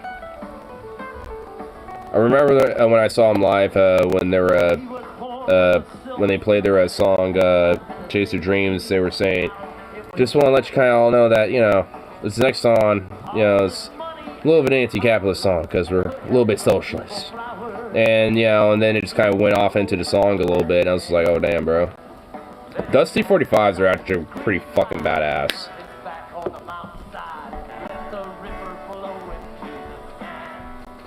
Here, actually, let me see if I can pull up another one after this.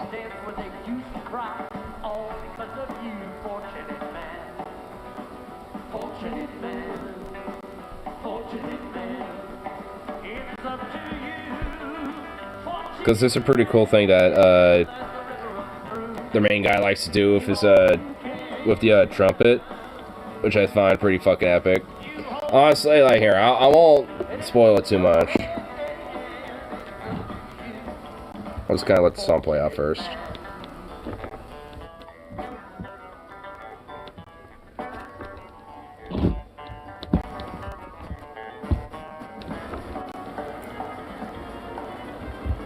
Okay.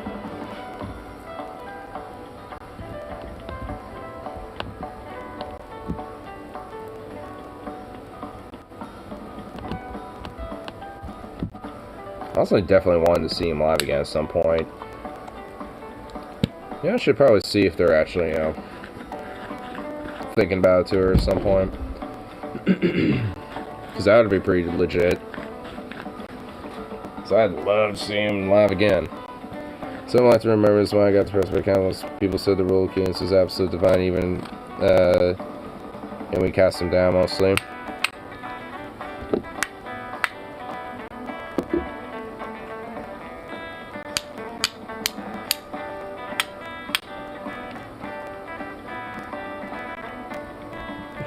Yeah.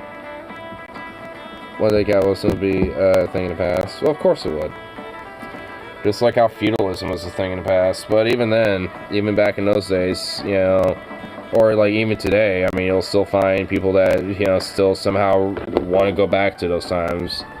Like, you'll still find monarchists and people that, you know, revere feudalism and monarchies and shit. Like, I definitely have, and it's just, like, so fucking weird. It's just like, it's basically just people that revere this, like, high hoity-toity type of fucking society and shit that they wish they could be a part of and basically LARP it. I mean, honestly, that's really what it is. But anyway, here. But here, this is a live video.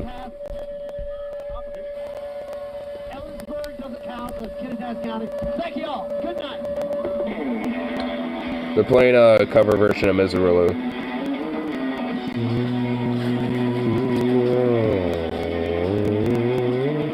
Marcus ideology left over from a feudal past. It is a dying idea. Though people still, you know, there's still people out there that believe in it.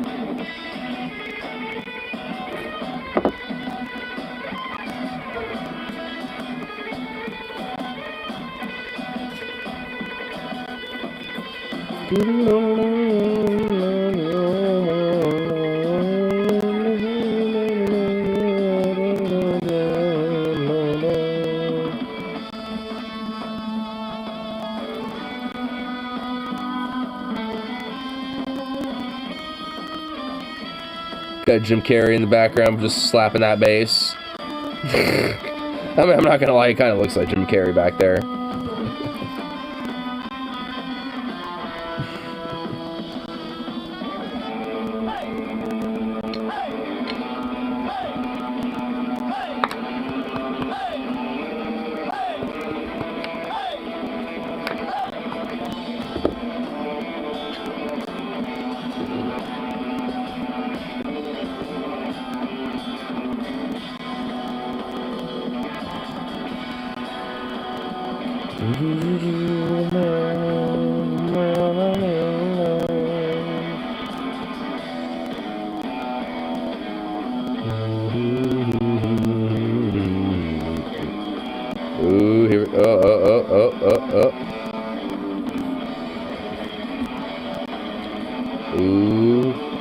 Wait for it. Epicness. Jim Carrey coming out. Flex cameo. There's Billy Joel doing in the background. That's the main guy. His name is Billy Joel.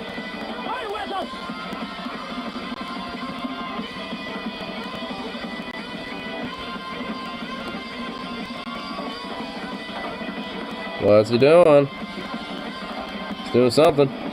Oh shit. Oh shit. Just gonna stand on that bass.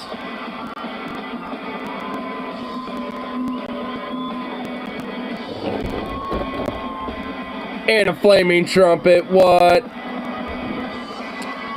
And that bad boy be flaming. This is what sold me, honestly. This is what got me when they did that live. I was like, you know what? Fucking epic.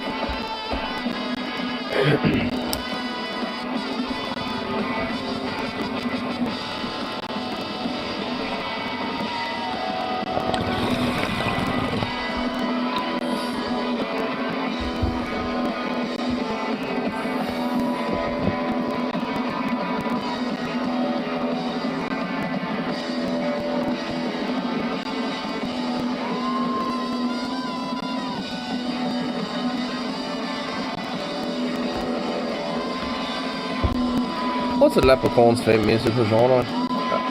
It's Shamrock. I already know where you're going with that. And I love how they throw this out.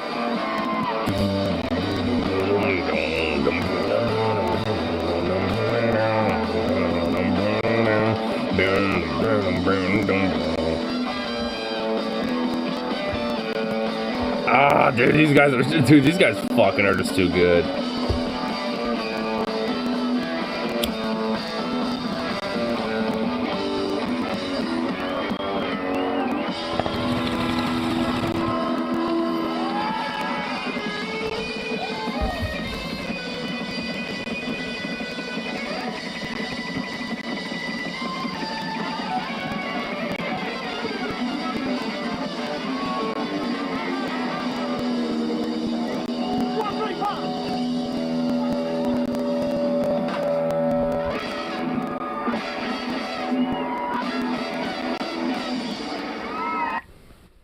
Oh, these guys are too fucking epic. I fucking love them so much. Especially when, and that's what sells me, honestly. It's just when he goes out there, flaming trumpeting it out. I kind of noticed when he was first playing and shit, the fucking, I noticed the bell of his trumpet was looking a little different, in comparison to the rest of it. I was like, I wonder what that was about, but now I knew why. When he did that live, and I was like, oh, it's a pretty good cover. I mean, honestly, I mean, it's just like, oh my god. I mean, especially just overall their live performance and shit in general is just really great.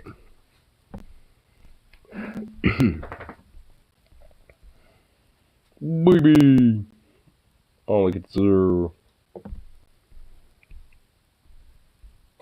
Man, I hope they come to the Portland Blues Fest again. That would just be fucking amazing. That'd be legit.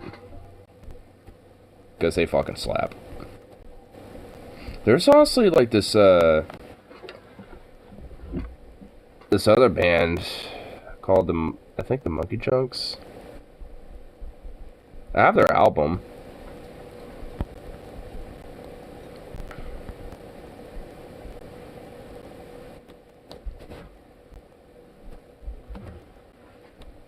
Oh, Monkey Junk, yeah.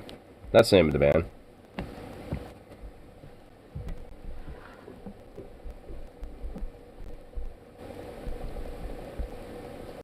I actually somehow found them.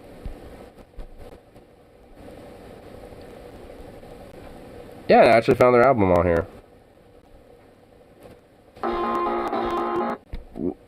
I found their album, It's Time to Roll, which I bought off of them. It's actually a really nice song. Wide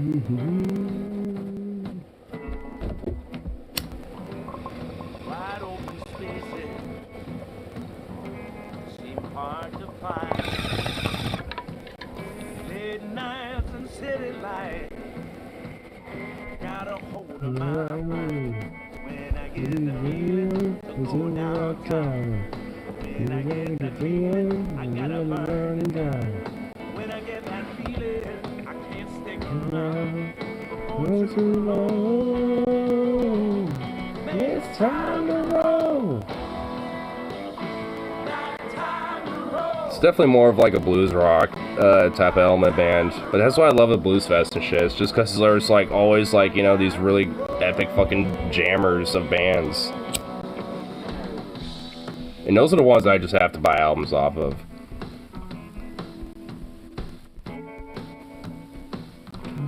It's hard to remember what you easily show. Zooks, what you doing, baby? Lessons learned and read. What you doing, baby? I'm still on the go. What's St. Patrick's favorite band? Oh God. Nothing in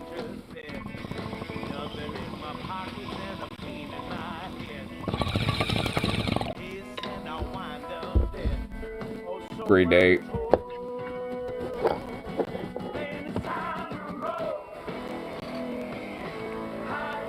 Baby.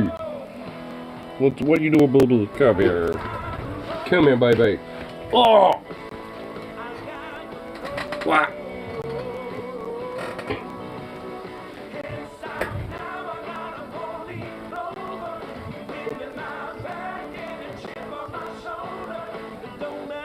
What you gonna do, baby? What you gonna do?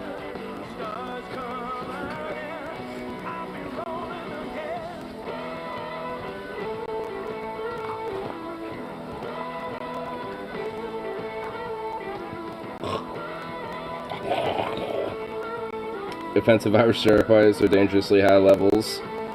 I'm a quarter Irish lad, you better be watch what you're fucking doing there, boy. What are you gonna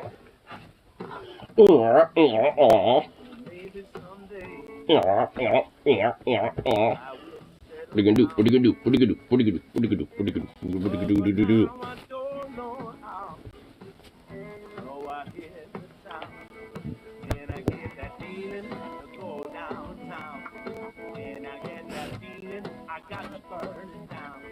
When I get that feeling, I can't stick around for too long. When it's time to roll, time to roll, right time to roll. I got to roll. Then I'm ready for my nightly shaking. The chance of Bubber, he's just a good boy.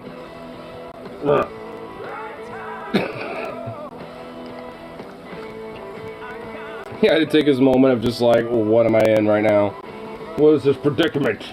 What's the predicament that you're in, boy?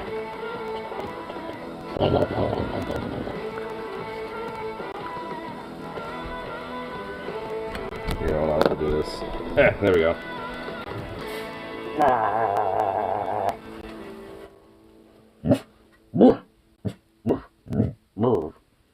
I don't want to hear it right next to my face. I could feel it in the talking when the show I heard. I could feel it in the promise when the night of word. What you gonna do? What you gonna do? I could feel it in the people when the bar and wine. You must boof. Boof. I could feel it in Boof away, boof. when the change is time. When it starts coming, it's gonna shine. Hearts are drumming, can you see the sign? Can you feel the love? Can you feel the love? Easy, easy, boy. Can you feel the love? Can we get that leg going? Yeah, look at that leg. Look at that leg go. Look at that leg go. Oh my goodness, buddy. I can feel it in the the water, when the cross the sea. I can feel it in the tide, when the sports are be. I can feel it in the tears when the news is in. I can feel it in the travel when the where we've been. I can feel it in the other when the all is true. I can feel it in my heart when the I Whoa! Get back over here. Whatever you do, don't play Red Rock with him. What? Fuck you! You dirty-minded bastard.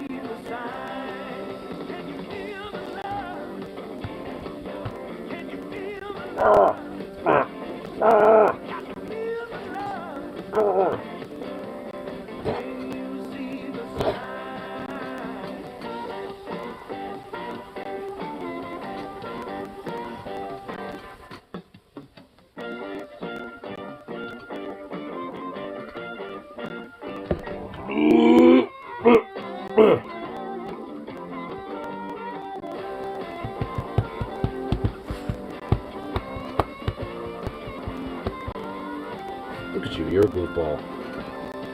Look at this.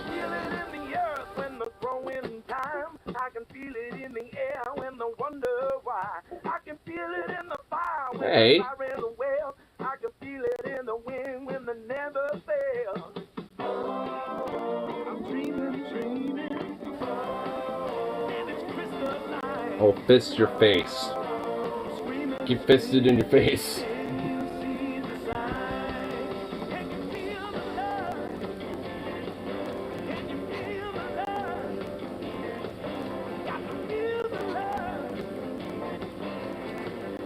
Get fisted in your face. Urgh. I don't think you can take the fisting in the face. You can't take my fist. You cannot take that fist. You can't take that fist. Yes, you can. Oh.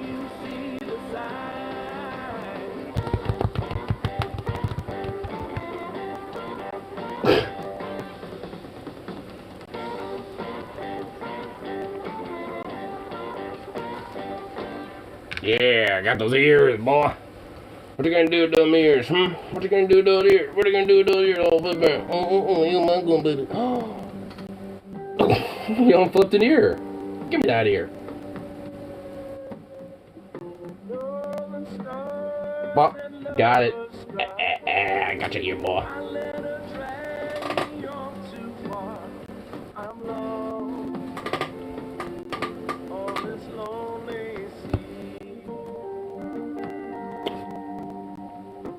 Go well together, some metal, make a dog armor for Zukov, and wear when you go to battle with him. Or I could just get him some Kevlar or something. Ugh, there you go, you big hunk.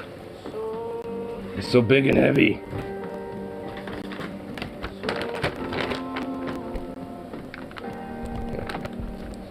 Get more B1.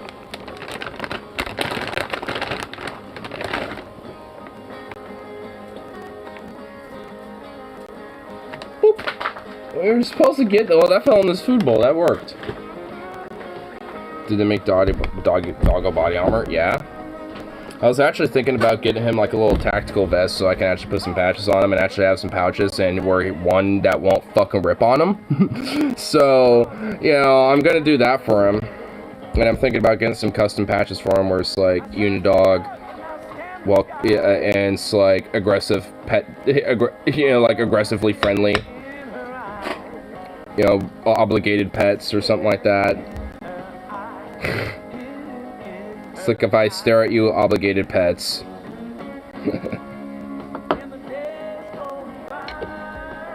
His little ears are still flipped over. Your ears are all flipped over, bro. I'm leaving him flipped over. It's cute.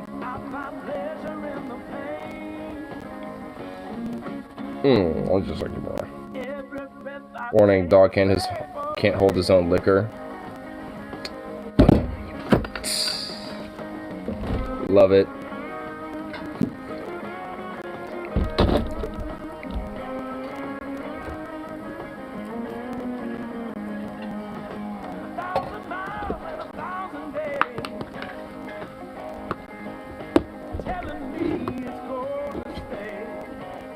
Okay, there's fur all over this now. I'm taking these off. Wish I had a slightly larger pair, because these are a little tiny. Hopefully, and they have been getting loosened, or looser, but not a lot.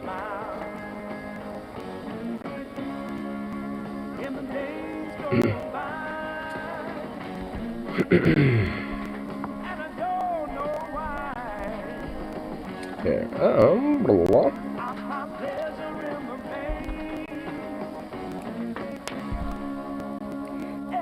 He's a good boy, baby.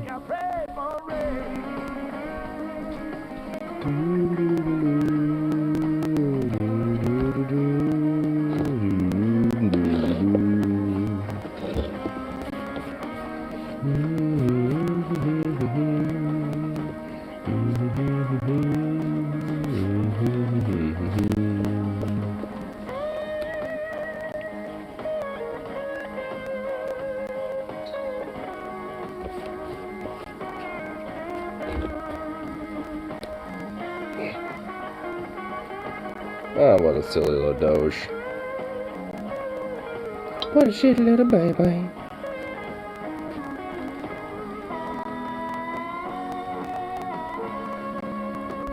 Look at you. You're so cute. Why do you have to be such a cute little baby with those little ears all flipped up like that? Oh, got one unflipped. Damn you, sir. Damn you, sir. How dare you unflip your... Oh. You shook those ears to unflipped proportions. How dare you? How dare you, sir? How dare you, sir? Yeah, what you gonna do? What you gonna do? What, you're gonna fucking, like, start nibbling at my fingers? You can nibble at my fingers, sir, you son of a bitch.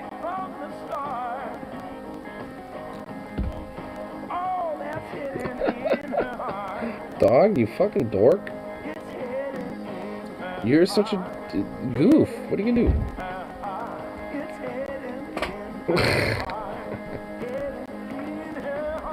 God, you... Man. God, Zukov. So I looked up and there are videos of people reviewing body armor. Oh!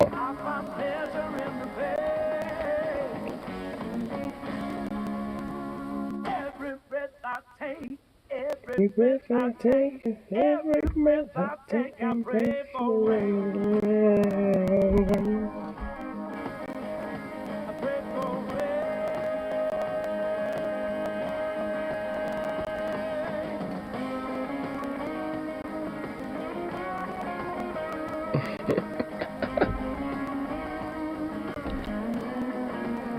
Silly little softball. Yeah, I'll give you a little. I'm running out of treats. Shit, I'm gonna have to re-up on you on treats. I'm down to only like 2 sets of treats. You're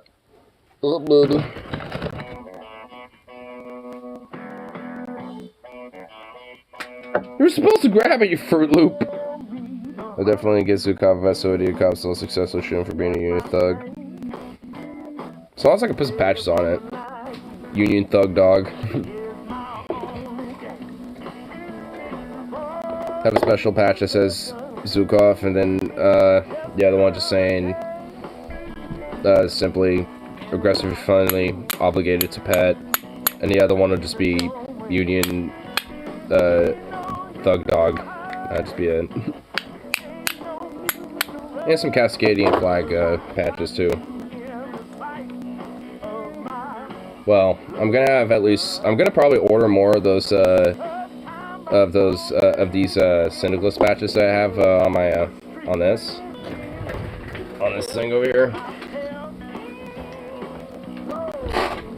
I'll probably order a couple more of these things and all that. So I'll have a couple put on him too. On top of some Cascadian flag ones.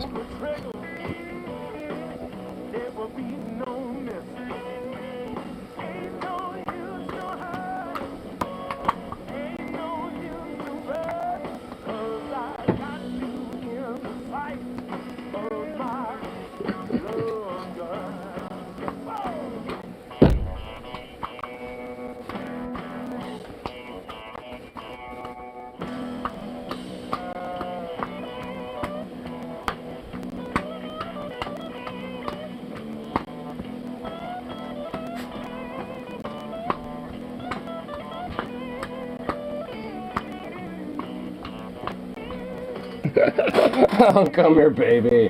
What, you don't like me using your jaw as a little drum? You're just kind of sitting there taking it. You're just the one accepting it. He's like doing this a little bit, like, I just keep kind of going, just do the little drum beat. But he's okay with it. He's just like, It's like, I just got one shoe in your hand, but you won't let me. Fuck you. I want to obliterate your hand in a playful way.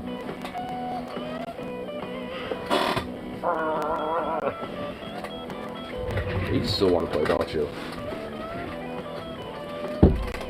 Little bitch. Original libertarians agreed more so socialists and modern libertarians like to admit. Well, yeah, of course. I mean, because a lot of it was more bent around like libertarian socialism, or more like libertarianism in a sense of like labor and workers' rights and actual like legit, you know, egalitarian like liberties and for all, including the most indentured minority, the immigrant, and so on, which are far more inherently leftist, like roots of philosophy more so than right wing. Because a lot of the very, like, big for-profit capitalistic ideas and shit, especially back in those days, which aren't exactly too much different or far off from now, weren't exactly for those things. And they aren't today.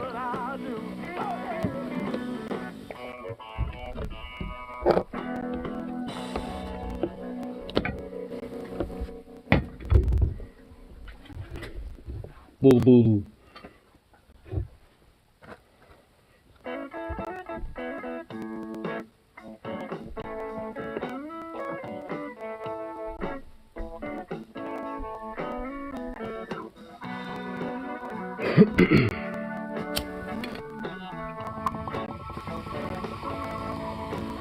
Seems I can't find the words that you wanna hear anymore.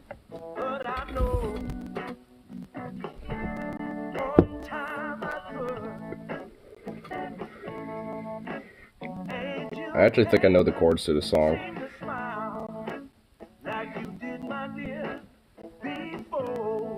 Sounds like it kind of slides like a whole.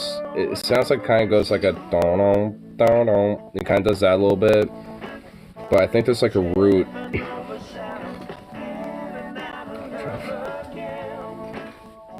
trying to figure out that root because that's the root chord to the song. Go back to it. Go back to it. Dun, dun. That might be either G or A. Might be A. Might be also, there might be capo involved too. That might also change it up a little.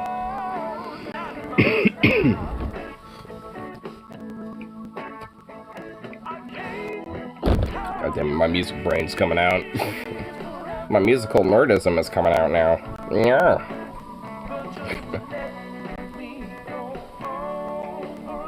At least it's better than fucking like weird ass like Ben Shapiro nerdism or something, or like anime nerdism. Oh god, weeaboos.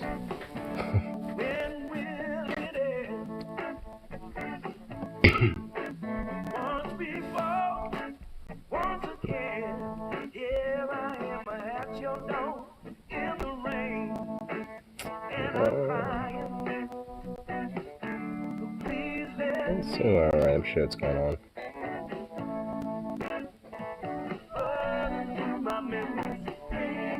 Oh my fucking god. I see what, might be going on for the tube, and the first fucking thing I'm saying is like, the Contra Points bridge is burnt up, my dude. Drama recap. It's like, fucking Christ alive. I just... Like, I try, at this point, I'm like unsubscribed just on the virtue to try to avoid it, and I still can't avoid it. Like, fuck me, dude.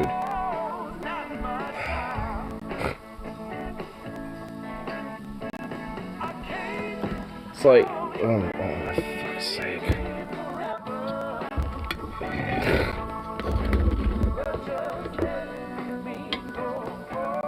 Like, honestly, at this point, it's just like, he's just, like, honestly, at this point, just really striking me as just some egotist, like, going on an ego power trip now at this point. I mean, I guess he did kind of originate from Destiny's community, which he's also nothing but pure ego and power tripping. So, I suppose it kind of, like, I guess it comes with the course. It's par for the course. Yay.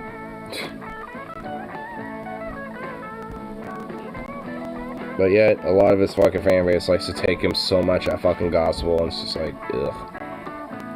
This is not that bad. I mean, every time I happen to, like, you know, get something recommended to me about him, it's always, like, some hyper, like, drama stuff, you know, related type of shit, where it's always, like, you know, like, either, like, some sort of, like, trying to do some sort of, like, debate bro gotcha or some shit, or, you know, trying to, like, purposely do some hot take, you know, or some shit. I mean, it's always something, but I guess, I mean, to his credit, I haven't really seen much lately. So I guess he's probably chilled out with a lot of it.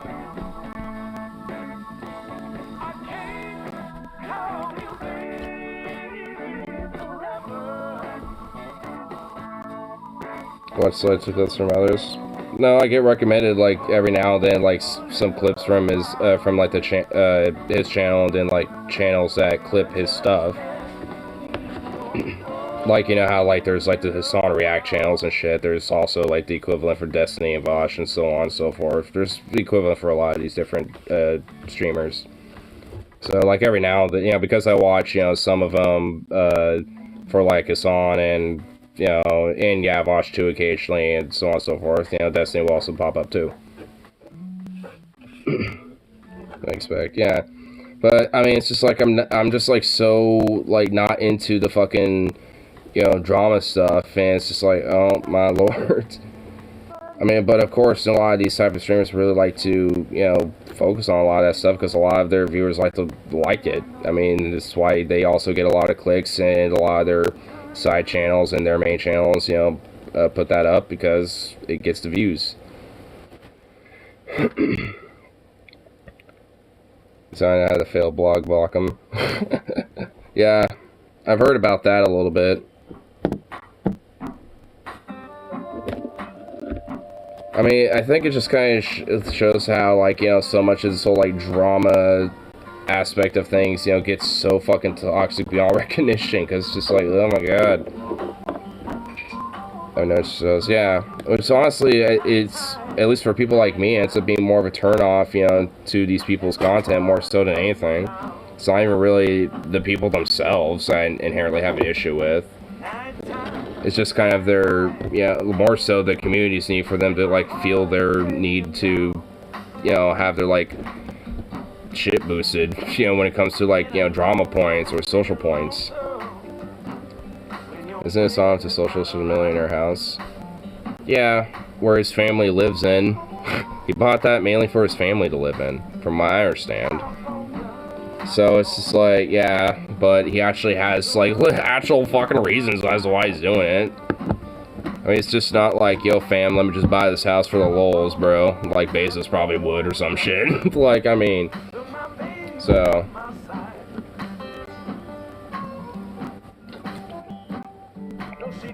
Opinion streams through carefully cultivated clips. Yeah. Which I suppose does kind of paint a little bit of a, you know, bias for me and shit, yeah, to be fair. But, I mean, not all of the clips come from the little side channels. I mean, a lot of them come from, you know, the main channels, too. It's not a socialist soul. Ooh, it's on? Or, Destiny, because Destiny definitely isn't. If anything, I mean, it's been a while, but I remember the whole arc when you talk, like, shit on workers saying, like, oh yeah, most workers are just, like, stupid, and blah, blah, blah, where you went on, like, a little tweet rant on that and shit, where pretty much everyone, like, kind of fucked on him. Which, honestly, that's kind of why I definitely got some gripes about Destiny, because he definitely has a little bit of an ivory tower type of mindset a little bit, but I mean, it's like he's kind of a, I mean, he's a lib, like he openly calls himself that, so it's like, I mean, obviously we're not necessarily gonna see eye to eye on shit. It's on. I mean, doesn't he call himself that? Or like, Or has that changed now or something? I know people like meme on him being like, oh, you're socialist, but yet you have house. You socialist, but yet you stream. You know, I mean, I know people meme that.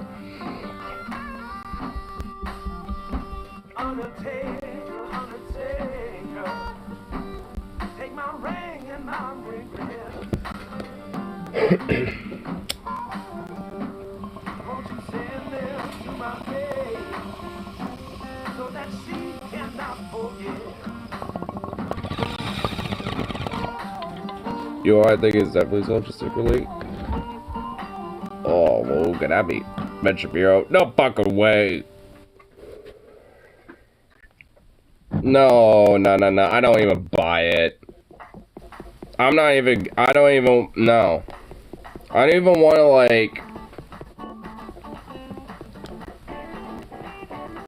like, no. I sooner believe, like, fucking Steven Crowder is a secret, like, lefty than fucking Ben Shapiro. Because at least, like, Crowder has, like, an out for his weird, stupid shenanigans. Even though it doesn't work. I definitely think he's a closet gay for fucking sure. Like, I definitely think that about Steven Crowder. So, that also kind of maybe secretly implies he could also possibly, hypothetically, be a closet socialist, maybe, too. Or at least, like, some form of a lefty, secretly.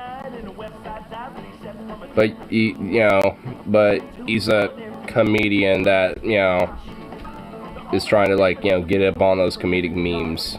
So, or whatever the fuck he does. I think Nick Fuentes is a gay Nazi. I have a term that I wish to reappropriate for people just like him, but I don't really want to say it. So it's just like, I mean, you know, but yeah, I personally have a term for those who are like that.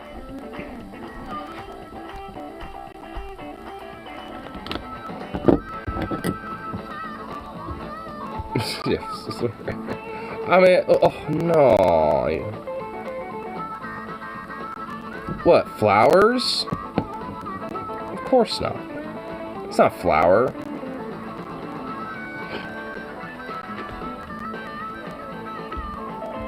It's definitely not flamboyant either. I do wonder how lads like Ben and Stephen deal with gay conservatives that express their love for them. I don't know. That's why they probably end up flocking to people like Nick, but still, at least, you know, there might be an off chance if they have a meetup that he'll probably, like, you know, those gay conservatives might get a little dick sucked by Nick. Like, honestly, like, whenever, like, Nick Fuentes has a meetup with his weird, like, Goiper ilk, I guarantee you there's at least a few cocks being sucked by Nick. Like, Nick is sucking a few of those dicks. Like, out. I'm just not even being hyperbolic. I'm telepathically, like, channeling the brain of Nick Fuentes right now and just, like, knowing for an absolute fact that he will, like, depending on how many people are there will at least be about 3 to 5 dicks sucked. Like, I mean, there's, you know, some mathematical equation, you know, that has to kind of be implied. You know, again, it depends how many Goipers have enough money to steal from the mom's bank account in a credit card, you know, to fucking fly themselves out there, or just beg their mom to drive them there or some shit, to fucking have a meetup, you know, and all that. Minimum, yeah. That's why I say 3 to 5, because it does depend. Like, if it's about, like, you know, 10 to 15, it's probably more like, you know, 3. But if it's like, you know, 20, 25, 30-ish people, there's probably gonna at least be maybe 5 or more dicks being sucked. So at least the minimum range is at least 3 to 5. You know, but the maximum range could potentially just be all the dicks. You know, it literally could just be all the dicks. I like a musky. Oh.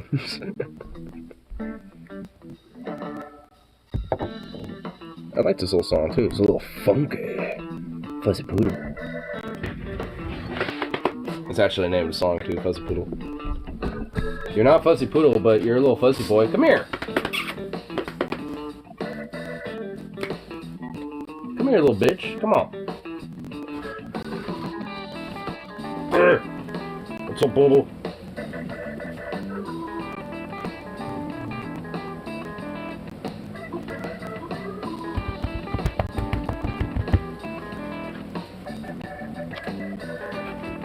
You're a goof. You got like weird stuff in your eyes. There you go. What? Was that it? Yeah, you're eyeballing it too, aren't you?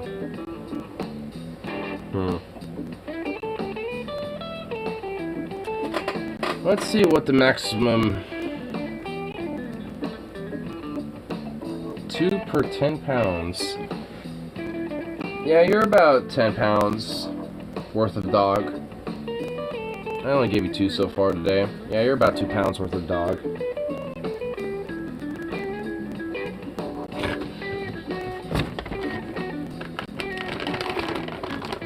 Boof if you see this. Sukaf, he doesn't boof on command.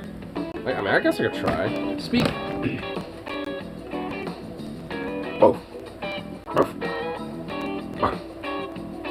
Boof. Boof. Speak. No, speak. Speak. Speak. Speak, boy. Boof. Boof. Boof, boy. Boof. No, boof. Boof. Boof, boy. Speak. Boof. Woof. Woof. Woof. Sit. Sit. Boof. Woof. Woof. Woof. Woof. Speak. Speak. Don't give me paw. Speak. I said speak, not paw. You bastard. Speak. Speak. Woof. Woof. Speak! Speak! Move! Move! He just wants that treat. I know he just wants that treat, bro. He's just pawing at me. Oh my god. Oh my god, Jesus. Here, hold on. Why did you oh my god, you tard. You tard. I did that so you could just grab it and you just walked away and let it flop all. Oh my god, you fucking boofball. Oh my god, what am I gonna do with him? What shall I ever do with a little boof like him? I'm gonna try to figure out how to make him bark on command though. Because he just wanted that treat, and that was it. It's like, damn, son. Well, that water bowl looks a little empty. Oh, here, hold on. You probably want some aqua, don't you? I want just a little...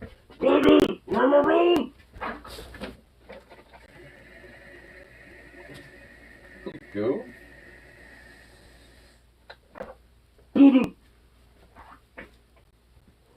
Have your aqua. Some fresh aquas. Fresh from the glacial springs of my sink.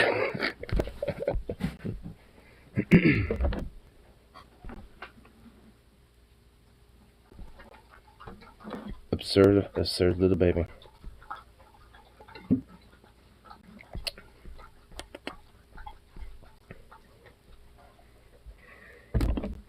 Oh god, he's coming back. Oh, was that not enough for you? Was that not enough for you? You little floof muffin.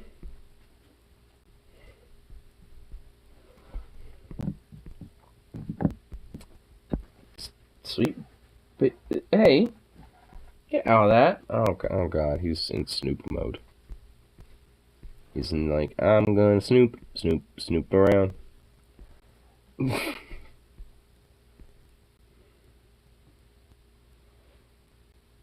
hearing something, bruh?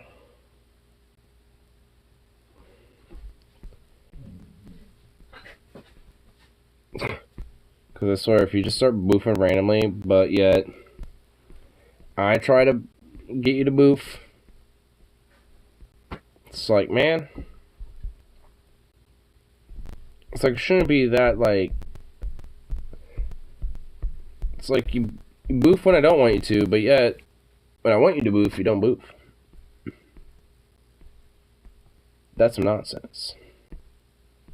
That right there is just some nonsense, I'll tell you what now.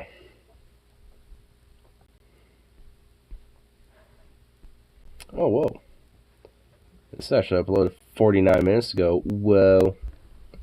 Russian K-52 emergency landing during combat sortie and Holston-Mill POV. This is a POV? Yo.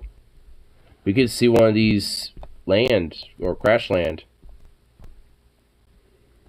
Or emergency land and shit.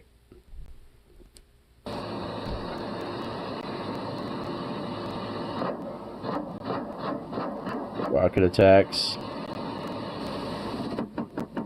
Ooh. Gun turret. Donk, donk, donk, donk.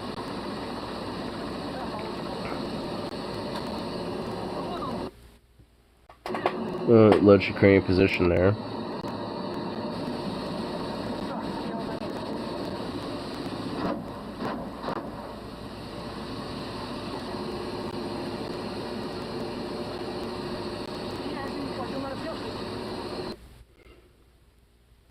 Well, it looked like there was something there.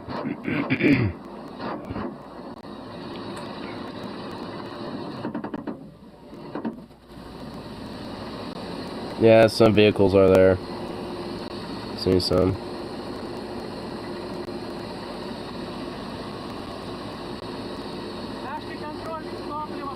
Some in the middle of the runway there.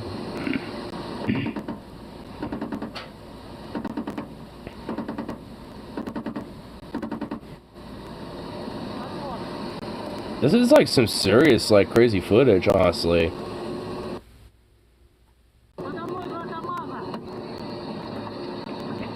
Wait, what was that? Hold on. Another possible manpad attack.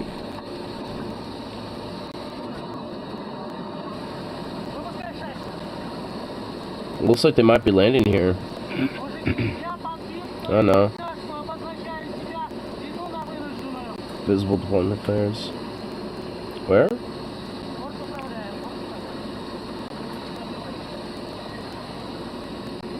So it must be skillful pilots if they're able to evade.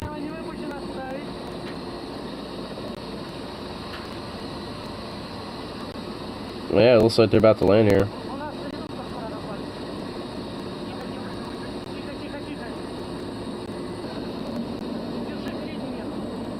Yeah, they're landing here.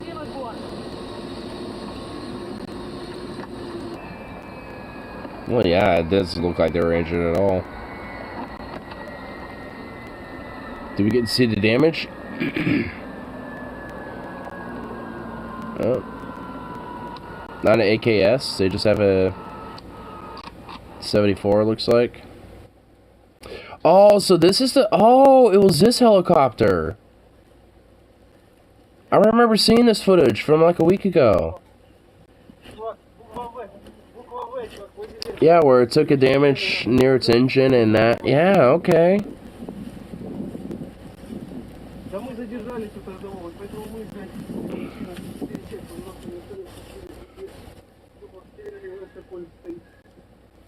So it's not clear if it's the same machine. Oh, well,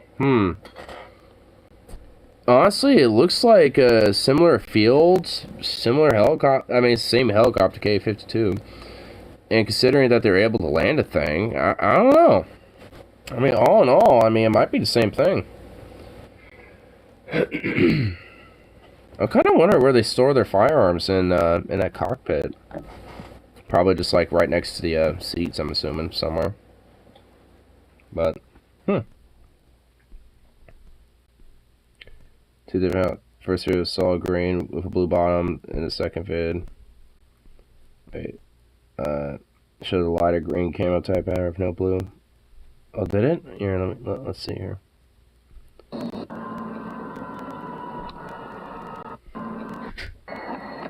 Oh yeah, that is pretty blue. Yeah. And there is no blue on that. You're right. Ah, that guy is right. So it's not the same helicopter. It's a different helicopter. Great apparatus. Yeah. Also, These K-52s, honestly, like, if there is anything about, like, the, like, Russian tech so far in this war, like, these K-52s have shown to probably be the, like, most durable. At least, same thing with the Frogfoots, the Su-25s. Like, those are the only two that's, like, they're aerial vehicles that seem like they're actually, you know, are worth the fuck. Because even when their K-52s do get damaged and shit, they're still reliable enough to land, you know, even whether it's light or heavy damage from the looks of these different videos I have seen of them. So, all in all, it's just like, man, those are some pretty nice, like, nicely designed fucking helicopters. I will give the Ruskies that one. I will give their little military development, research and development industry that, at least. This K-52 is like shit. Like, actually, in a way, a very safe aircraft for the pilots.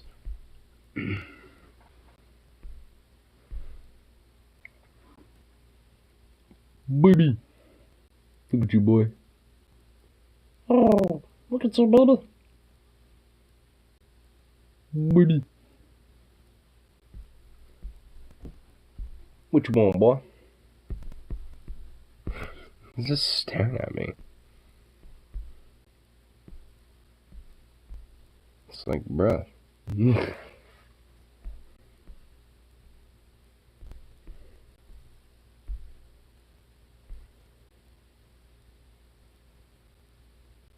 You hear something out there? You're staring. You're staring like a little dork. Do you think Zukov will eat Nick Fuentes if he came at you? If not, I'll make sure Zukov knows how to do that. So if he doesn't do it right away, then Nick will definitely stay alive for quite a while. So Zukov can get trained. I might have to not feed him for a little bit, though, just to ensure he gets really hungry.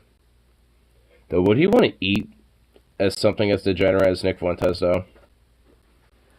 Like, it would be the equivalent of rotten meat, even if it is, like, still alive. I mean, it's like, ugh, I don't know. I don't know if I want to do that, you know, to my boy. Look at the Mexican, my boy. It's like, yeah, I don't know.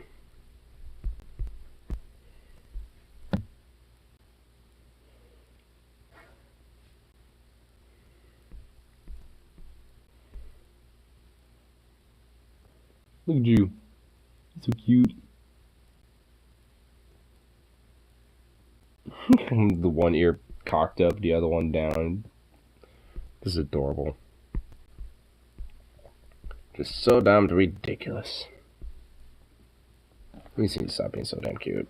It's ridiculous, it's absurd, it's chaotic, it's war crime, human rights violation, humanitarian crisis, as we speak currently in this room, with that cuteness being an utter distraction.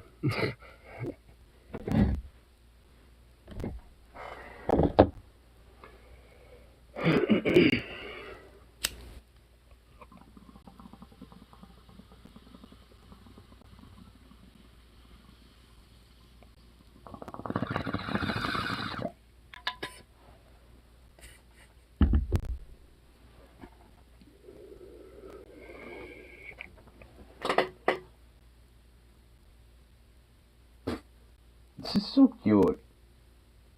They're just so cute. Why do they have to be so cute?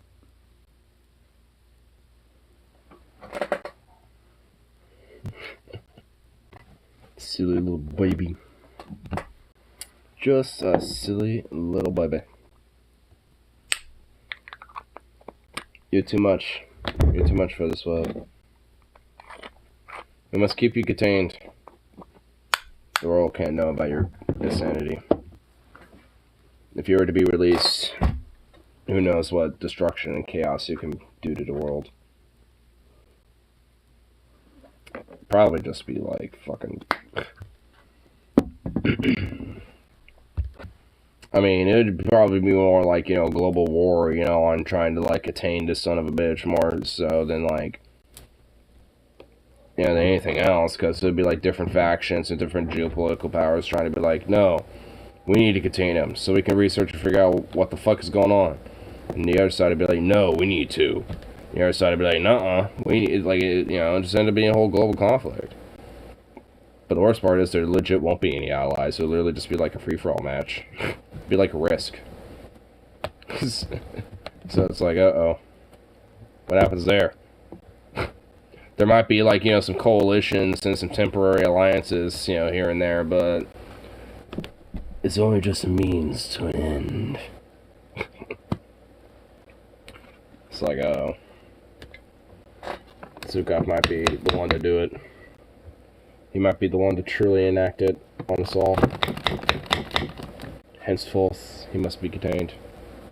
Jesus Christ, do you not want to, like, pump out, you fucking spent piece of shit? For some reason, that still wants to burn, even though you're gonna be gross as fuck. Yeah, get the fuck out. Yeah, boo. Gross.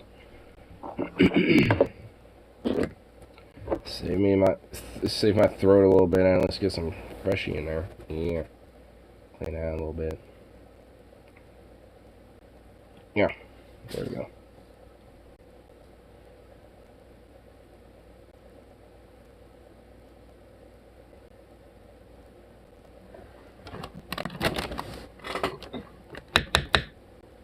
There we go. Cool. Baby. Why must you be so cute?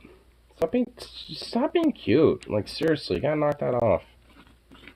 There's times where I legit really don't need you to be cute. Because it is a serious fucking distraction.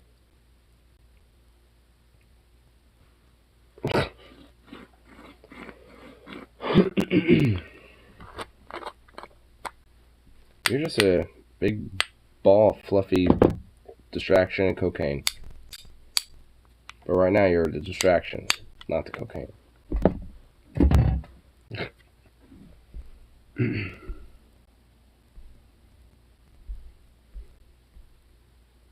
Okay, what are you fucking with over there? You're just sitting there, but you're like fucking with something. I'm hearing it. But you're not moving. Are you like telepathically fucking with some shit over there? Are you just like messing with something with your mind? Are you using the Force?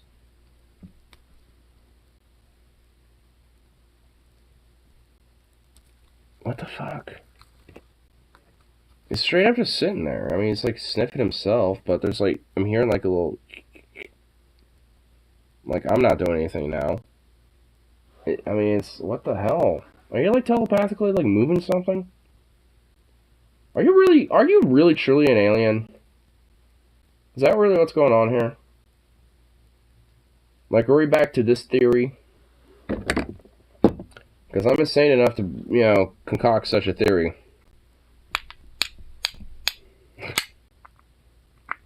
Don't put it past me, Zukov. I know you're a fucking alien. From fucking Proxima Centauri. You're to spy on the human race. Subjugate us, just like the Felinoids and the Reptilians. I mean, Bandits already claimed it, okay? You'll have to just, you'll have to just defect. You have to be a defector. That's okay. But, yeah. I mean, it's just how it rolls, you know, so. I mean, Bandit's the king. I mean, he was here before you. So. All you could do is be a prince to his heirship, which is loyal to the Felinoids. I mean, unfortunately, I mean, it's just like, it's what happens when you have to defect, bro. Yeah. And I'm just kind of sitting there looking away, just kind of staring off, like, just kind of doing this. It's like he's kind of, I think he's starting to kind of have an existential crisis, like, damn, he's right. I'm gonna have to. I realized where my place is in this world. And my canine intergalactic brothers have forsaken and abandoned me here. Little does he know that canines actually views this planet as a penal colony. So, I mean, it's just like, that's why the humans are kind of a way of rehabilitation.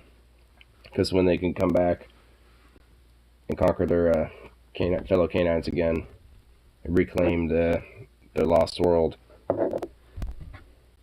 They'll be able to return. Because that's why you're subjugated to the humanoids, like us. But the felinoids, you got rodents too, like the squirrels too. I mean, there's like a massive like intergalactic war going on, bro. You don't even know about. You don't even know about Zukov. Telling you, if you want me to get into my conspiracy hole with you, I will.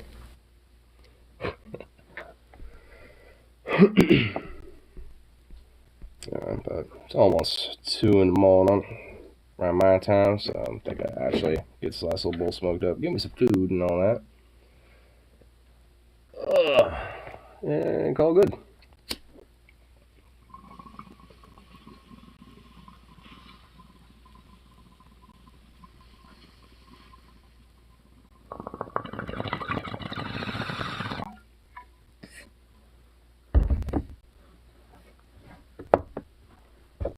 Either way.